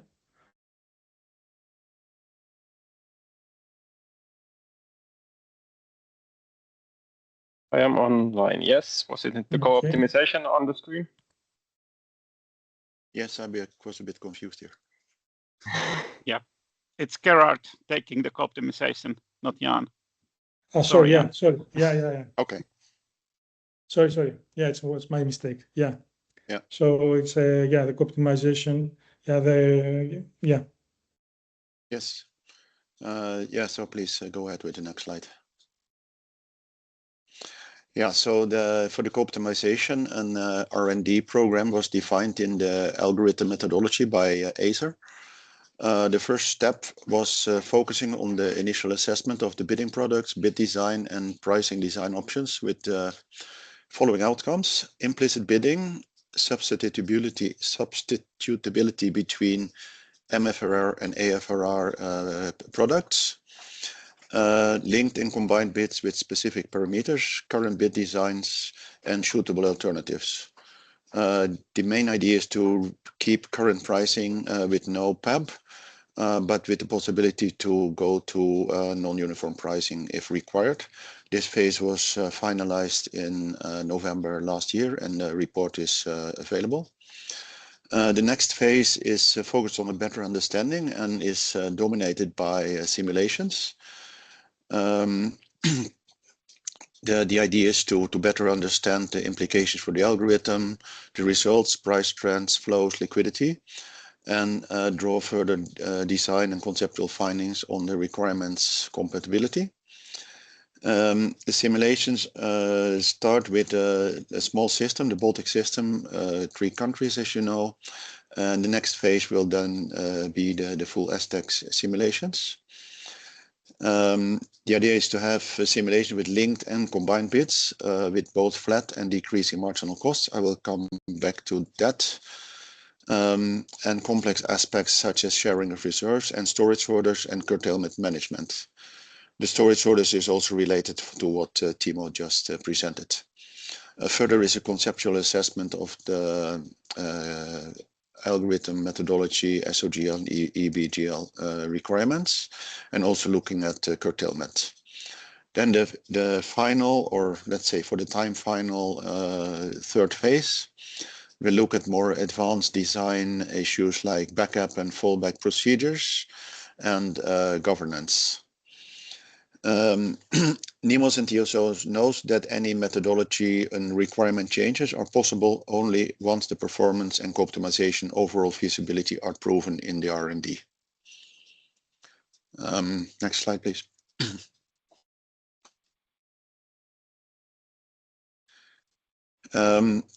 Regarding the challenges, especially looking at the simulations, we saw that the data preparation was more requiring than we expected, especially because there are no historical bits that integrate both balancing capacity and energy. So we have to prepare them on a more theoretical basis, and this has appeared to be a significant task that will take more time and effort than originally anticipated. And also there is the confidentiality of the data. So this has an impact on who can do this work. And also, well, we need an agreement, as you know, that is still not fully signed by everybody. So this is also one thing that delays the process. Regarding the computation, we want to have a full and realistic representation of the bidding cost structure. This and also including decreasing marginal cost. And this impacts both the computation time, but also pricing. Pricing can become very complicated under such assumptions. Regarding the bidding cost structure, we want to make sure that it allows a most realistic representation of the market participant costs and constraints. And here there is some trade-off. A perfect representation will not be possible. And bid optimality will be constrained for individual assets. This can in principle lead to a loss of optimality on the dispatch of the resources that may not be compensated by a better coordination across portfolios. Further simulations and reviews with market participants will be needed to gain insight in the possible bidding behaviors.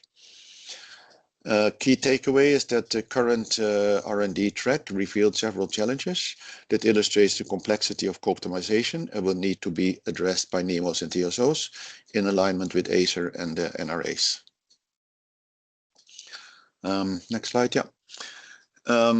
Regarding the co-optimization prototype and simulations, in the co-opt simulations, there is a prototype built using the current version of Euphemia with the support of ENTSO-E at the end of 2025, based on the R1 report conclusions. As said, we think it's essential to have a realistic representation of products and costs. But several challenges have occurred that result in a delayed timeline in the first half of 2026. These challenges are much related to the fact that you get a very complex optimization with 5 different products that impact each other, both in allocation and also in pricing. The simulations, as said, are organized in 2 phases, where the first is a test of the prototype and concepts with limited geographical scope. And that phase 2 will then be a full SDEX test with defined KPIs. We have already communicated an updated timeline on a regular basis with MESC and MCCG. And we have currently half-year shift or delay, you might say, compared to the original schedule. But the final planning and the finalization of the study depends on the progress and satisfactory outcomes of simulations. This is typical R&D on a very new topic that raises well, some of the results are unexpected and need time to be explained, to be checked, and to understand. So this is typical R&D where it's quite hard to guarantee a fixed finalization. The NEMOs and TSOs note that the simulations for R2 are based on several assumptions, which as a result impact the realism of the simulations and representativeness of the results. NEMOs and TSOs remind that no final conclusion on prices, on market results or design can be made based on these outcomes. Specifically, this is related to the assumptions on the bids that we have that are theoretically based. Next slide, please. The objectives, the phase 1 aims to implement and test a simplified simulation approach for co-optimization with a limited geographical scope and simplified bidding assumptions, and also with an ATC network as is used in the Baltics. The idea is to validate the results and evaluate the interpretability of market prices for energy and balancing capacity, impacts on balancing capacity and cross-zonal capacity allocation, changes in liquidity, infeasibilities, etc. And the work so far has already shown that it has been very valuable to do this on a small system because we have had results, I will come back to that, that were not easily understood and interpreted, but have been explained and also understood, but that would have been extremely difficult in a large system. So it was very good to start with a small system. And we use a set of meaningful scenarios and stress tests to compare and analyze multiple simulation outcomes and evaluate conceivable magnitude of effects. This phase 1 study is by now more or less finished. Next slide. Regarding to the modeling approach to create these synthetic bits, in this phase we only use thermal units to provide balancing capacity. Of course, that will be changed in phase 2. There was both a pragmatic and a realistic argument for this. So far, the Baltic market has been dominated by thermal units, but this is changing now. But if you look back historically, that is not an unrealistic assumption. Moreover, we have not yet been able to model storage bits in a good way. Also waiting on the results of what's happening with the storage bits in STAC as just presented by Timo. The cost curve is split in a startup cost plus an indivisible minimum load block, and then an additional divisible block with link blocks for AFRR, MFRR, up and downward capacity. And this, of course, creates a non-convexity because of the startup cost and the indivisible minimum load block, which has a significant impact on the results. Regarding links between MTUs, block bits are not used for the MTU linking for this integrated energy balancing capacity bits. Instead, ENTSO-E has developed these scheduling order groups that provide linking between MTUs without predetermination of the engagement period. So with block bits, you have to predetermine for which period they will be valid. But with the scheduling order groups, the algorithm itself will determine when units will be producing and not based on their startup cost, these minimum load blocks so far, but also in the future potentially taking into account minimum up and down times and ramping constraints where relevant. Then turning to non-convexities. So I think many of you are familiar with optimization theory. Convex problems may be large, but normally quite straightforward to solve. Startup cost, minimum load, among others, create so-called non-convexities, which are challenging for optimization, both with regard to performance. So typically computation time will increase significantly, but also with respect to pricing. Decreasing marginal costs will add additional challenging non-convexities.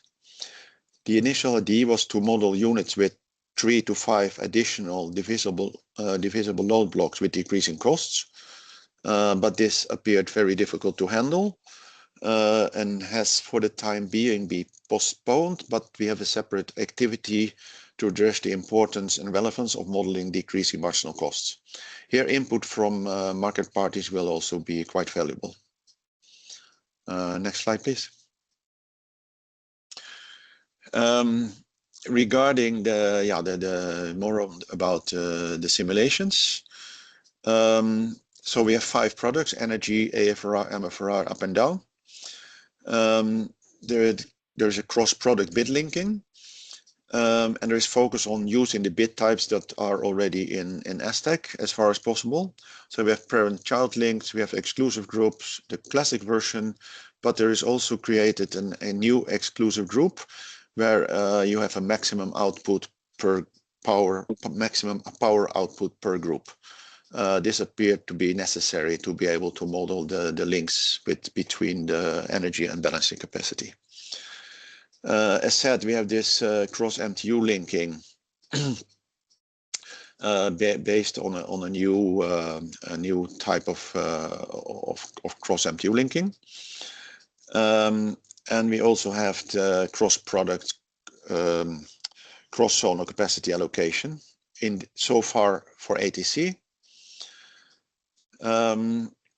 Then we had some issues with the Baltic system because the Baltic system, in the Baltic system, sharing of reserves is essential, but this is not yet implemented in ESTEC. So we needed to adjust the demand and now especially both the demand and the supply to make sure that it was possible to clear the markets, because without this sharing of reserve feature, of course the total demand per country became way too large, so we had to make adjustments. And because of that, you might say that the results are not very representative for the Baltics, but it was very useful model to do the testing. We don't think this is a problem for the larger system. We don't think there are principal differences between smaller and bigger areas, but because of this, we only simulate a very small system. We got some issues here that were, let's say, temporarily solved. Next one. Regarding the phase 1 results, at the beginning of phase 1, the linking of MTUs was not available.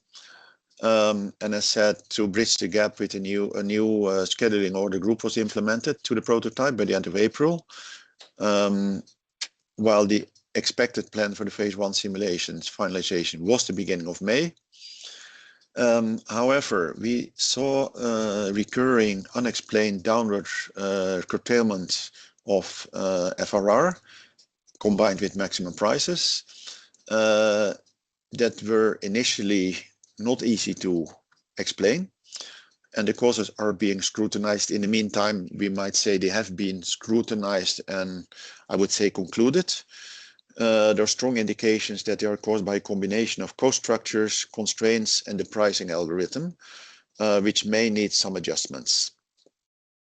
I will come a little bit more back to the details in the next slides. So we needed a deep dive into the results and the bid acceptances and market prices to make sure that the model worked correctly, while the results initially seemed counterintuitive. So ENTSO-E has worked on this, and we now think we have a good explanation. The complexities and challenges are in part inherent to the topic, arising from the interactions between energy and balancing capacity products. This made it initially challenging to understand why allocations across products might be optimal, or how specific pricing rules might impact the final results. Next one, please. So the simulation focused on the Baltic area in isolation. Initially, it was they simulated the whole ESTEC, but only focused on the Baltic area. But it appeared to be easier to analyze the result with just looking at the Baltic area. And we created synthetic BC bids, starting from a set of real thermal and hydro plants in the region. So what we did, from open data, we looked what kind of plants were in the system, and then made theoretical analysis to prepare the bids. However, these plants already are in the market, of course. So we use the historical ESTEC data. We cannot just add a certain volume of plants that would increase the liquidity unrealistically. So we needed to adapt the historical energy supply to to account for this double counting. So we basically had to remove some of the historical bits. The demand for FRR was obtained from the Baltic Transparency Platform. So when looking at the results, I said we get some unexpected results. And we also had this problem of adapting to the fact that we could not model reserve sharing. So it appeared that the limits that we imposed on the FRR for what each plant is able to deliver might be too conservative. So of course we did not have the data from the market participants, so we had to make some assumptions on what each plant could be able to provide. On the relative scaling of the FRR bits and their energy parents together with the low demand in energy sometimes made it impossible to accept the FRR. I will come back to an example on that. And the full FRR demand might be set too high due to the absence of reserve sharing. So we did some calibration here to make sure that the model could be solved. Next one. Yeah, this is a rather detailed example. I don't think the time allows to spend too much time on this, but it shows why this becomes rather problematic in some cases. If we first look to the left, we see a total energy demand of 100 megawatts. Two plants with a minimum load bit of each of 50 megawatts and additional load bits of 8 megawatts.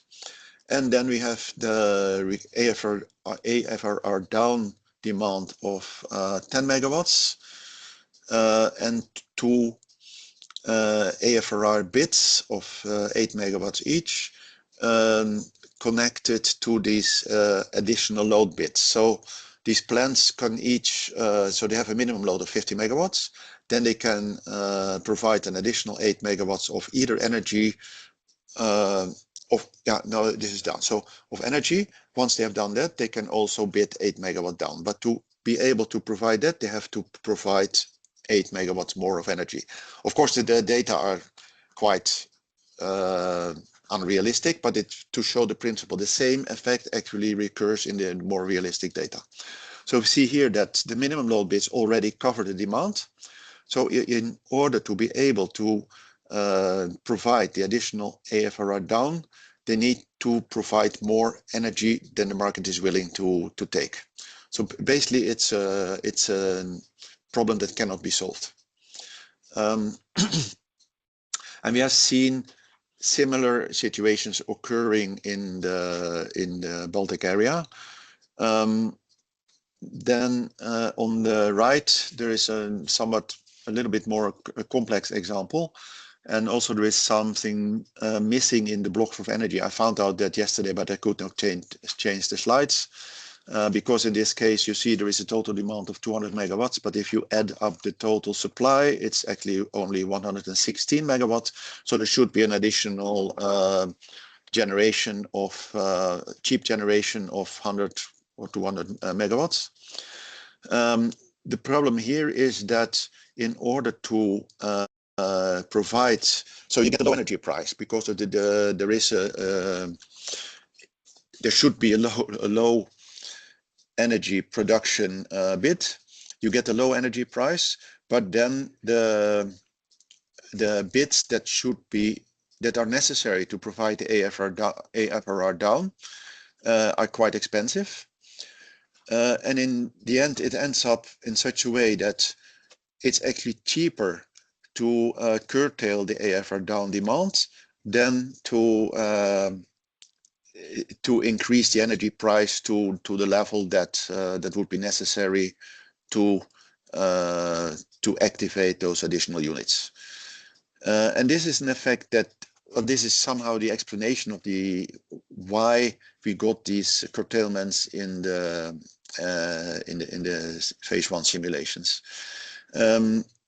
It is a bit special, and also it's probably worse in a small system with relatively few units.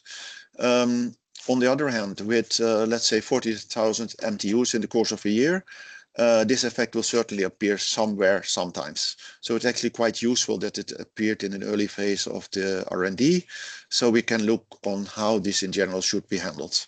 Of course, one obvious solution would be to use non-uniform pricing, but that is a big shift for what has been done so far. So further work is ongoing to see how we can solve these problems, even if they probably will not occur so much in reality as they did in the simulation so far. Next slide, please. So the outlook for phase 2.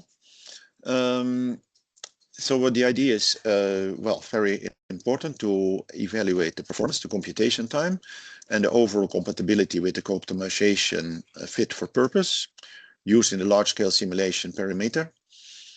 And then validating the results, validate the interpretability of market prices for energy and balancing capacity, impacts on balancing capacity allocation, changes in liquidity, infeasibilities, etc.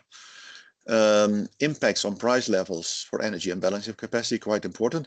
Of course, we cannot, through this simulation, we cannot say anything about the final real price levels. But what we can say is, what we can look at is the links between the energy price levels and the balancing capacity price levels, and to some extent compare the price levels for energy with and without this balancing capacity. Allocation of cross-zonal capacity and the actual exchanges for energy and balancing capacity. Impact of limited liquidity in the balancing capacity market. Impact on leftover capacity for the intraday time frame. Address and discuss the transparency of price information and interpretability of market outcomes. We have already seen in the small-scale simulations that this is sometimes maybe quite challenging to understand what is happening. And evaluate the suitability and flexibility of bid formulation, considering different technological portfolios and market parties. Key takeaway, NEMOs and TSOs deem it important to address the outstanding optimization challenges discovered in phase 1 before launching the full-scale simulation across the entire stack. For NEMOs and TSOs who concluded phase 1 before moving to phase 2 provides the necessary basis for larger geographical scope simulation and meeting all listing objectives. In any case, NEMOs and TSOs cannot rule out facing further challenges in phase 2 and beyond. So very important message here is what we also are doing now to analyze the, let's say, challenging topics in more detail in phase 1 with a simple model before putting everything in the full stack model. Next slide, please.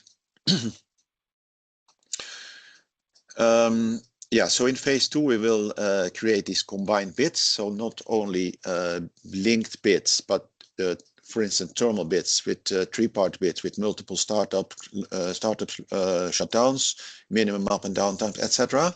So these thermal bits can be used for assets that are fit for these type of bits, but of course the market parties are free to use the linked bits instead if they find that more useful for their purpose. And also the storage bits, the idea is to extend the work that's going on now within STAC also to co-optimization. And again, there was also a question on this, as I just heard. This is an option for the market parties to use if they think this is the best way to give their bid. If not, they can always use linked bits with more flexibility to provide their cost structure. Then looking at cross-product, cross-zonal capacity allocation, also in flow-based. And the qualitative, so the decreasing marginal cost is a very challenging issue. And at first we'll do a better qualitative analysis of how this will impact everything. And also have a discussion with the market parties. Is this necessary or not? And what are the impacts on both computation time and pricing? And then we have this consideration of reserve sharing. This is only expected once the first part of the phase 2 simulations are completed.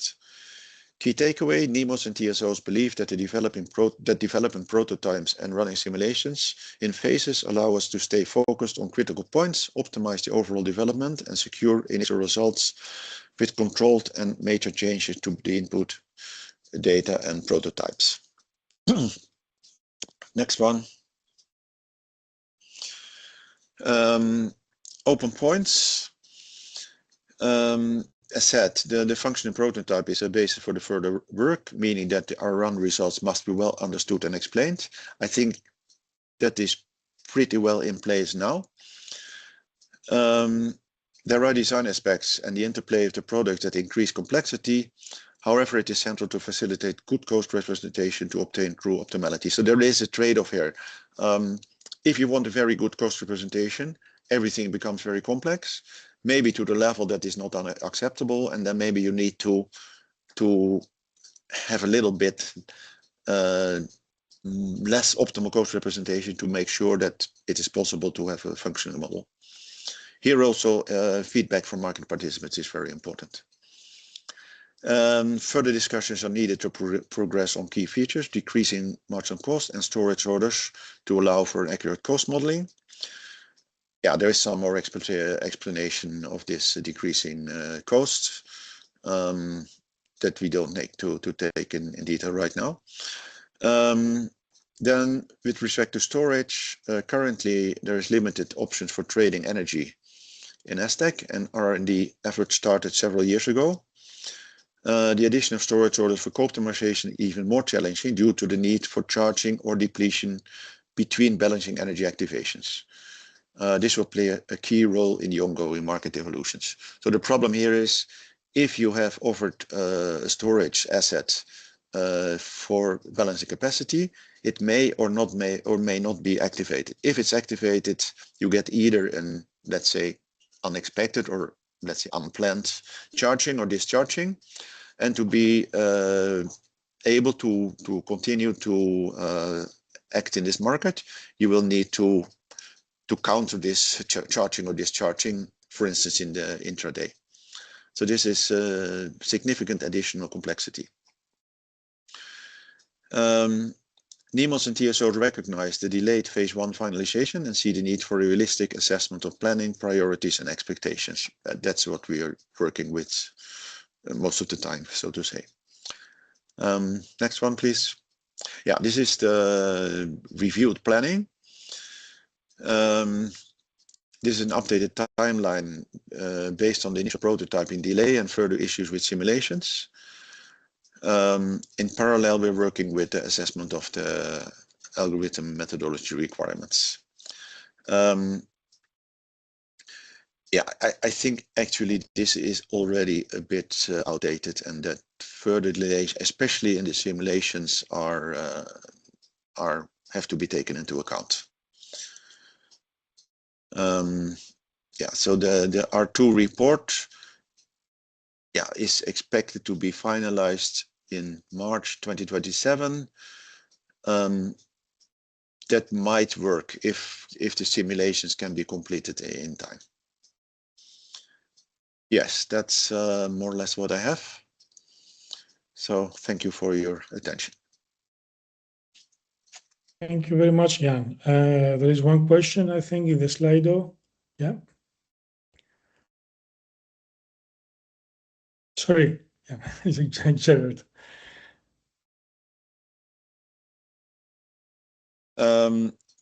Regarding the first part, we have so far not used block bits for the integrated balancing capacity and energy bits. So instead, we have this new products linking MTUs. And of course, there will be a consultation on the R2 report, but later than originally planned. That will be an essential part of the work. And as I also said, feedback from market participants is really very important on several features.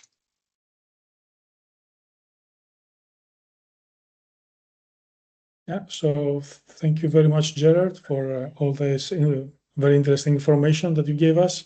And now it's the time for the IT infrastructure study, and Jan, the floor is yours. Thank you. Now it's my turn. Yes. Yeah. Okay, so thank you very much for the opportunity. I work as one of the conveners in this ITA task force, as we call it. It's not an Italian task force, but an IT assessment task force.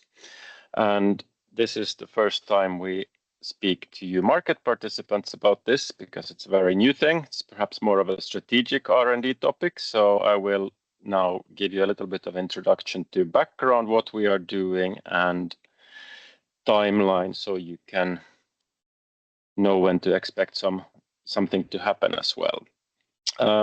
Perhaps some of you are new as well, so a little bit of background to where we are is also useful in any case. If you look at what we have done in market coupling, we have day-ahead coupling. It was actually introduced with something close to the current IT architecture, at least in 2014. Then it covered Northwest Europe and UK in the beginning. Since then, we have had a lot of increments to the market. We have integrated the rest of the EU, the TSOs, the NEMOs, and of course the market participants in the new areas as well. If you remember, perhaps the largest recent change was the modification to 15-minute market time units, which of course took a lot of effort, but was also done on the let's say incrementally on what we had. We have introduced flow-based in multiple regions, which has also had an impact on both our systems, but also on new market participants. And of course, multiple NEMOs, and not only multiple NEMOs as across Europe, but multiple NEMOs in each bidding zone has also been accompanied for in this architecture. So the market we have delivered the changes, but the underlying day-ahead application architecture has kind of been incrementally updated, and it has been, let's say, region by region or project by project, adding on top of what we started with. If you look on intraday side again, in its current form, it was launched in 2018. Since then, we have had multiple go-live waves. We have also, there have both markets and borders, which have shifted to 50-minute resolution. We don't have flow-based in intraday yet, at least, but that's also something under work.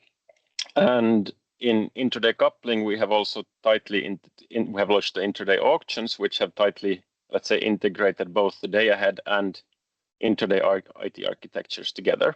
And of course, if you look at what has happened on the market side, then we have a skyrocketing amount of orders and trades. And of course, that comes partially from, well, if you take it in a correct order, you have increasing intermittency in the power system, and that creates a need for smaller time units, and that means we get a lot of more orders.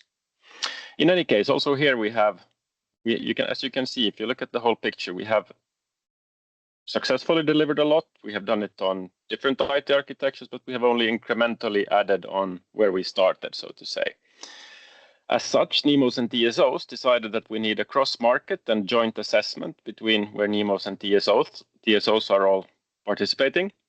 We'll start with putting, let's say, in place a more complete picture after all of these implementation projects, so where we actually are today, so the detailed description. We will assess it from some perspectives. I will go through that later. We will also try to gather a list of future functionalities that the future IT architecture could potentially need. And based on this, we will create probably scenarios and then concrete improvements, amendments to the existing IT architecture. And on the next slides, I will go through a little bit more what this means in detail. So on the first phase, we'll make sure, as well as some of you are also new, we also have people who have not been here for all of the increments previously. So make sure that everyone who are taking part of the work are familiar with what we have currently. That's a lot of data gathering, a lot of drawing, and there we'll have a functional description of the complete market coupling IT architecture. What is different? Of course, we have documentation, so for now as well. But what is different is that we need to do this now from in the same format for both day ahead and intraday, and also let's say integrating the different regional high-level architectures which we previously have had. Some they might be familiar or not familiar for some of you. We'll also gather information on technology ownership, basic information about all of the IT assets, kind of a typical enterprise architecture, let's say as is exercise. We'll have the parties create we have started now on this already as well. So continue with a concrete list of the pain points, categorize them. Also, of course, look at the cost side, especially performance assessments, which I know is important both from a timing perspective in day ahead, but also on a pure trading basis in especially intraday to understand where we are and where there could be pain points also on the performance side, and especially link that to the future development that we will see in the next case. So understand if we are already now seeing performance challenges and how those could potentially develop with new requirements that come. We will prioritize a list of, we'll make sure we have a future capabilities list and align these with pain points, requests, future capabilities, and then through a scenario or something else propose a IT architecture vision which would be future-proof for the next 10 years is the scope of this. So not looking into the 2050s, but more 2030s, perhaps to the middle of 2030s or end of 2030s. And at the end of the day, we hope we will have a roadmap and based on the prioritization we get from the steering committee. So all in all, kind of a classical as is and then future state process. And happy to be part of this. Perhaps we take the next slide. I think this was how we do it, yes. So we are actually now in the phase of gathering a lot of data. We will use the data. We will also not only take the approach of looking at the IT systems, but also looking at the business capabilities as is normal in this type of exercise, because especially in this case, in different regions, although you have you have different roles of the different IT systems in different companies, entities, in different regions. So it's important not to stare blindly at the IT systems, but remember also the business capabilities that they perform. And perhaps even we then will have new business capabilities, or we will see that there is some optimization to be done here. And as you can see on the future architecture side, we will need to do this a bit agile, so we don't know yet if we will end up with, let's say, a few big scenarios, or if we will see that, we all agree and it's quite clear what we need to do. Now to the timeline, if we take the next slide. So we started this work in beginning of June. We are now in the phase of gathering. We have gathered regional HLAs mostly. We have gathered incidents. We have gathered some data, or some of the data on technology. That means we will now continue to do that, to actually use that information to create the current state description, which is to be due for September. We also will map the capabilities before that, business capabilities to the IT systems, incidents, and so on before that. We have actually already started as well on assessment of the existing IT infrastructure with pain points gathering, cost gathering, performance gathering, a lot of discussion about which KPIs are relevant. I think we are progressing on that topic as well. The idea is to, by November, have also listed the listed and prioritized proposal for the future ideas that we need to consider in this IT architecture, and then towards the end of the year, beginning of next year, conclude on a proposal for either one or multiple scenarios to be assessed for the future IT architecture. This is a bit perhaps not directly touching all of the market participants, as you probably integrate via your respective NEMOs, perhaps even TSOs, or TSOs even more in the future if optimization goes live. But it's to provide you with information that yes, we see there is development needed in the background as well, and perhaps good to know that this will happen. And of course, it will when we see where we end up. Of course, we aim to make market coupling as robust, as performant, as functional for your needs as possible. So when we present results along the way, I hope that you will, well, at least be sure that we are progressing on the topic, and perhaps you might even have some questions on this. This was all for me. I don't know if there are any questions. I don't see any questions, Jan, in the Slido. So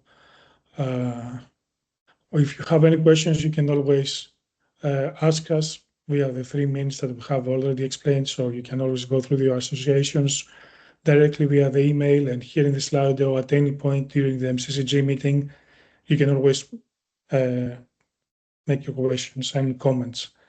So we go to the next topic, which is the SDAC SIDC roadmap, a key project. So Andre, I don't know. Yeah, sure. Hello to everyone. Welcome to the call also from my side. Happy to be with you during the summer break or the starting summer break. So I see there's still quite some engagement. So let's dive into the roadmap.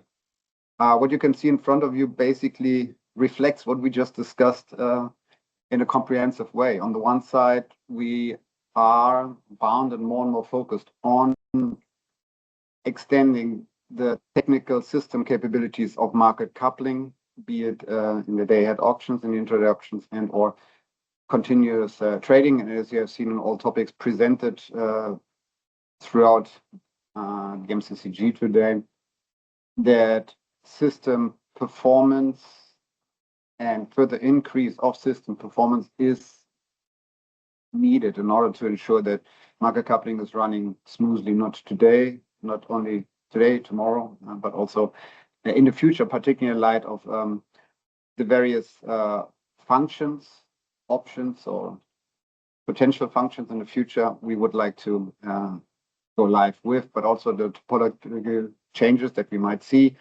not just in terms of flow base, but also in adding additional countries in the future. So that's why we put on the top part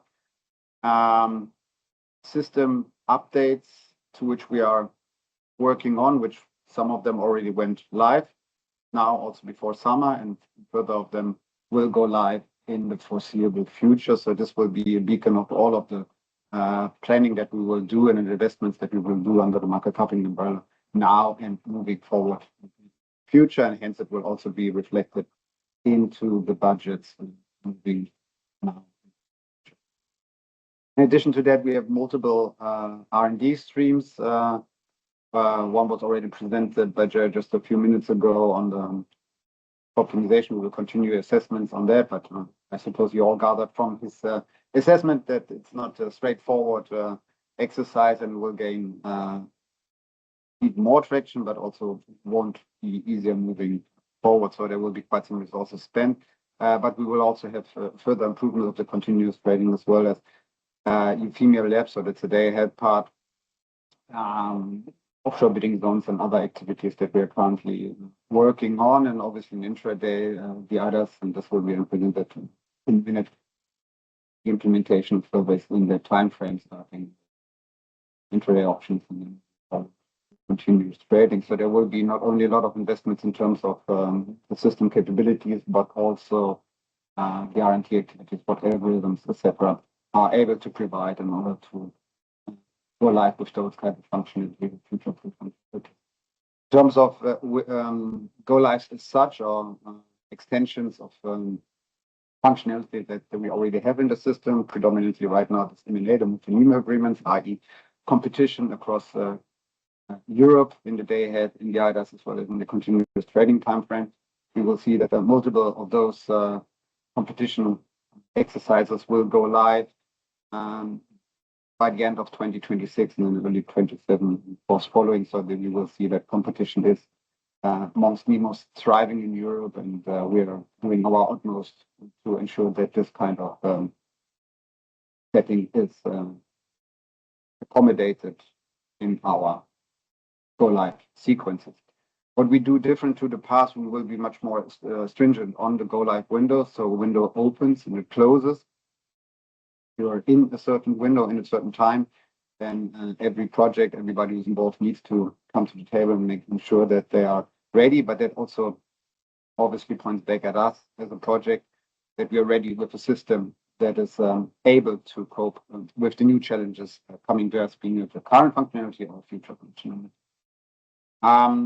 So this is obviously something that we will go for. Looking a bit ahead, the further assessments of those roadmaps will take place after summer and then leading up to the end of the year, so that we have an even more detailed overview what will happen in 2027 and beyond. Obviously, one go-live window in terms of ENC, so the energy community countries, will not be used in Q1 2027 due to the missing transposition in the countries and the still pending green light from the commissions on any go-live. So this will be taken into consideration, obviously freeing up some time for go-lives within the current topology. But we will obviously accommodate those kinds of future expansions in the future in relevant windows, predominantly in Q1 2029 for SDAC and Q4 20. This IDC in light of this already communicated 18-month preparation time that the projects need, but also we as a project to accommodate newcomers into a rather complex organization, but also way of working. In 2027, obviously, the key project for TSOs will be the go-live for the extension of flow-based from core to the CE region, including the northern Italian borders. So this will be a primary focus, not just on the CCRs, the Pacific Regulation region, but also us as a project accommodating this kind of additional projects appropriately in the system, and then also in the project, how we run it. 30 minutes has already gone. Details with multiple go-lives in Q1 7. So hereby I would then close and hand over into either David or Lara on the flow-based.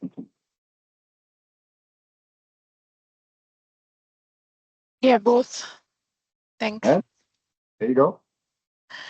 I will start and I will be very quick, and then I will give a word to Mr. Mishka, who will go a little bit on details. So implementation of flow-based in IDA, we are nicely working on it and following the agreed timeline. Design phase that happened in SIDC MSD that I lead together with David is completed. Now the implementation phase is started.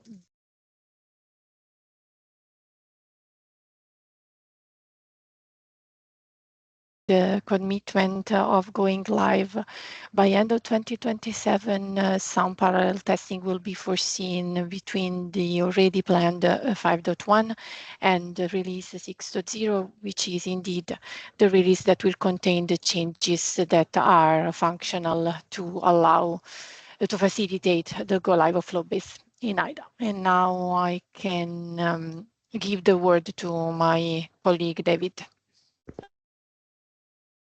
Thank you, Lara. And yeah, I hope that at least part of the participants are back. And let's go to the next slide, dealing with R&D in SIDC. Yes, so obviously there was the information about the implementation of flow-based to the IDAs. And in parallel, we continue the R&D work regarding implementing flow-based to continuous trading. We have presented already in the last MCCG that we have in principle 2 work streams we are working on. One is solver-based approach, where all the topology data, so meaning RAMs, PTDFs, ATCs, all the constraints are used directly by solver in the coupling stage as well. The capacity calculation, of course, is working with the flow-based data. The other work stream, dynamic ATC recalculation, is going in slightly different way, and there the coupling stage would work further with ATCs as today, and the ATC inputs would be produced by a separate pre-processing process, which would be doing repetitive ATC extraction, being usually part of the allocation stage. And in this way, of course, part of the processes can be preserved, making it potentially slightly easier for implementation. So regarding status of these two approaches, maybe let's start with the dynamic ATC recalculation, although it's listed as second. There we prepared in principle the corresponding change request. We shared it with IT provider. We have already first discussions and exchanges with IT provider on this.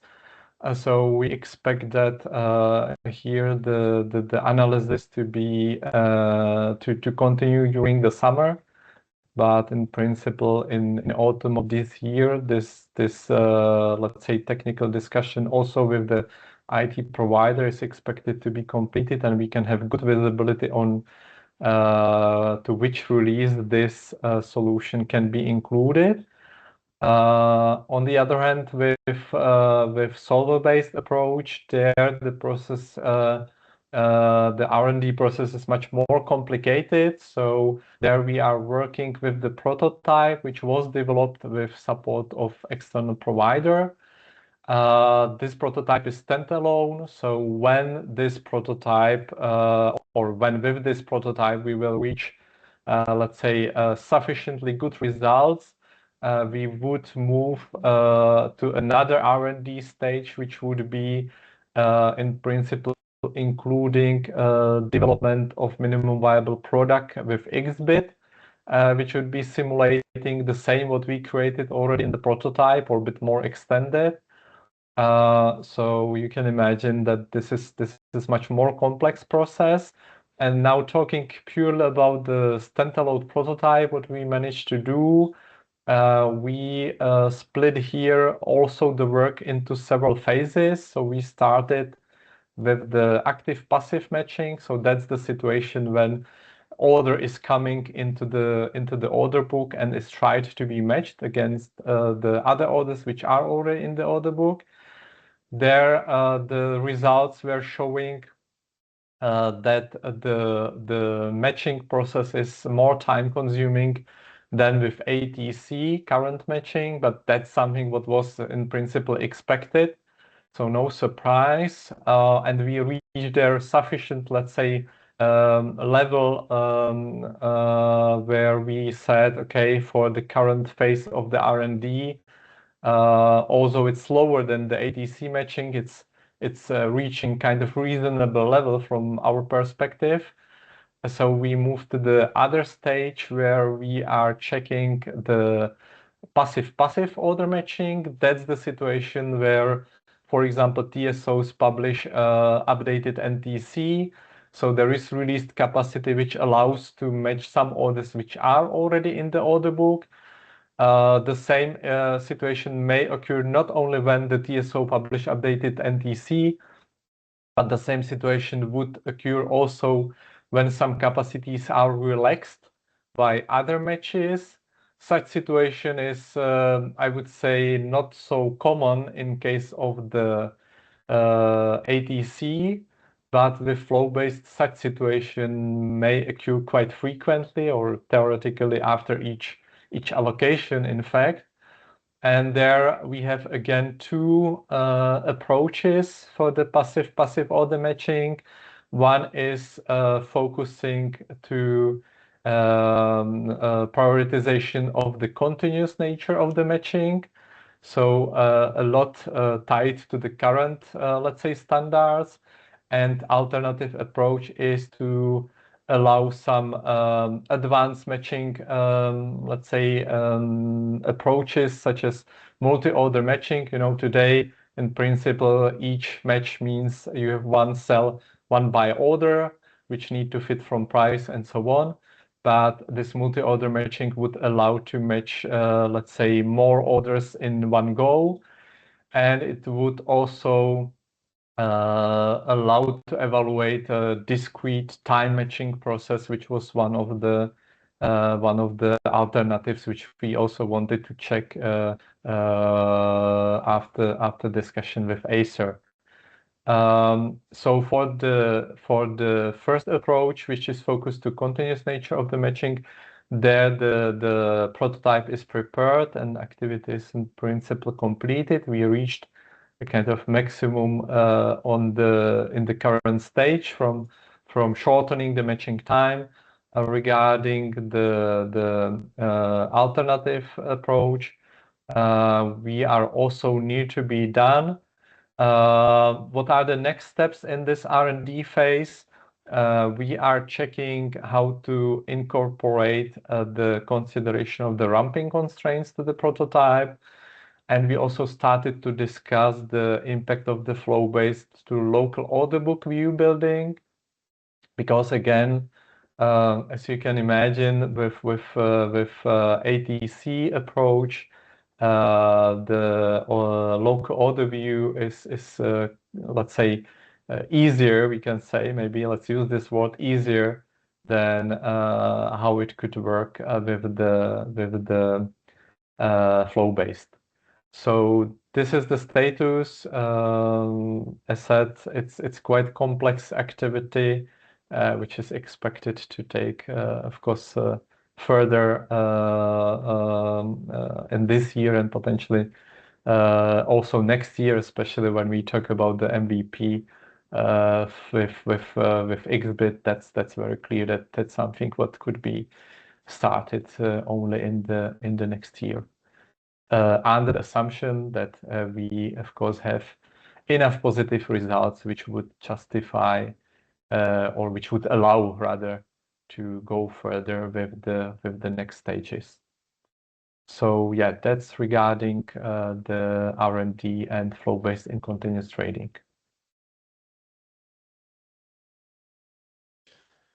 Okay, so let's say we have some answers, some questions regarding this topic. We have one from Mr. Michel.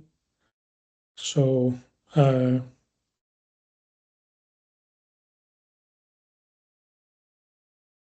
yeah, I think answer in principle this is more question to Quorum, I would say. So Vladimir already left. No, I'm still Anyway, in. sorry, still in. sorry. Okay, so I don't know, Vladimir, if you want to react. Well, let's say that the roadmap and the planning is quite ambitious. There is high pressure from the regulators to deliver as presented in the roadmap. So we need to be in line with the expectations. So of course there may be more time, but that would imply a delay in go live, which is not acceptable for regulators. And we cannot shorten the testing because we need to ensure the quality is delivered. So I don't see too many options how to do it unless we go for the overall delay. So let's take it rather as a brainstorming here. But this is my first reaction. So yeah, I think that's it. Okay, we can always review the questions later. Yeah, the event is still on. So we go to the final topic for today, which is the update on the consultations regarding SDAC product management and algorithm methodology for IDAs flow-based. Mrs. Chiara Vitelli and Mr. Cristoforo Zoumas. Yeah, I can take it. Okay. And just very briefly, Some background, as you know, the NIMOS has launched a public consultation on the need for revision of SDAC product methodology. This consultation ran since May 18 until 18 of June. We also had a dedicated workshop organized in order to illustrate to all the stakeholders our proposals. We received 8 answers from market participants and 1 shadow opinion of ESER, and currently the NIMOS are assessing the feedback received. Our plan is to have a final proposal to be submitted to ESER by mid-end of July. And of course, the outcomes of the public consultation will be published on the NIMO committee website. This is the process regarding the SDAC product methodology update. We have also had another consultation, which is the following slide. And this consultation was made jointly with TSOs. This consultation regards the algorithm methodology and in particular a minimum set of adjustment in the timings of the IDAS in order to include the flow-based allocation method in the IDAS. Also in this case, the public consultation was run between May and June. It ended the 12th of June. And on the 2nd of June, we had a dedicated workshop in order to illustrate the amendment proposal to the stakeholder. In this case, we received 1 answer from market participants and 1 shadow opinion from ESER, and currently NIMOS and TSOs are assessing the feedbacks and are working on possible improvement based on the feedback received. Also in this case, our plan is to have a final proposal by mid-end of July to be submitted to ESER, and also in this case, the outcome of the public consultation will be published on the NIMO committee website. I do not know if we have any question or comments. Cannot see anything. Seems so not. Okay. No. So Thank you. this brings us to the end of this MCCG webinar. Thank you very much for participating and for following these, I think, interesting discussions. So feel free to contact us, and we will see you in the next MCCG meetings, and the Q&A will be available in the NIMO committee and ENTSO-E websites within the next days, and the next meeting will be scheduled in the Q4 of 2026. Dates and agenda will always be provided to you upfront. So thank you again for watching and for being here, and we look forward to seeing you in the next MCCG webinar. Thank you very much.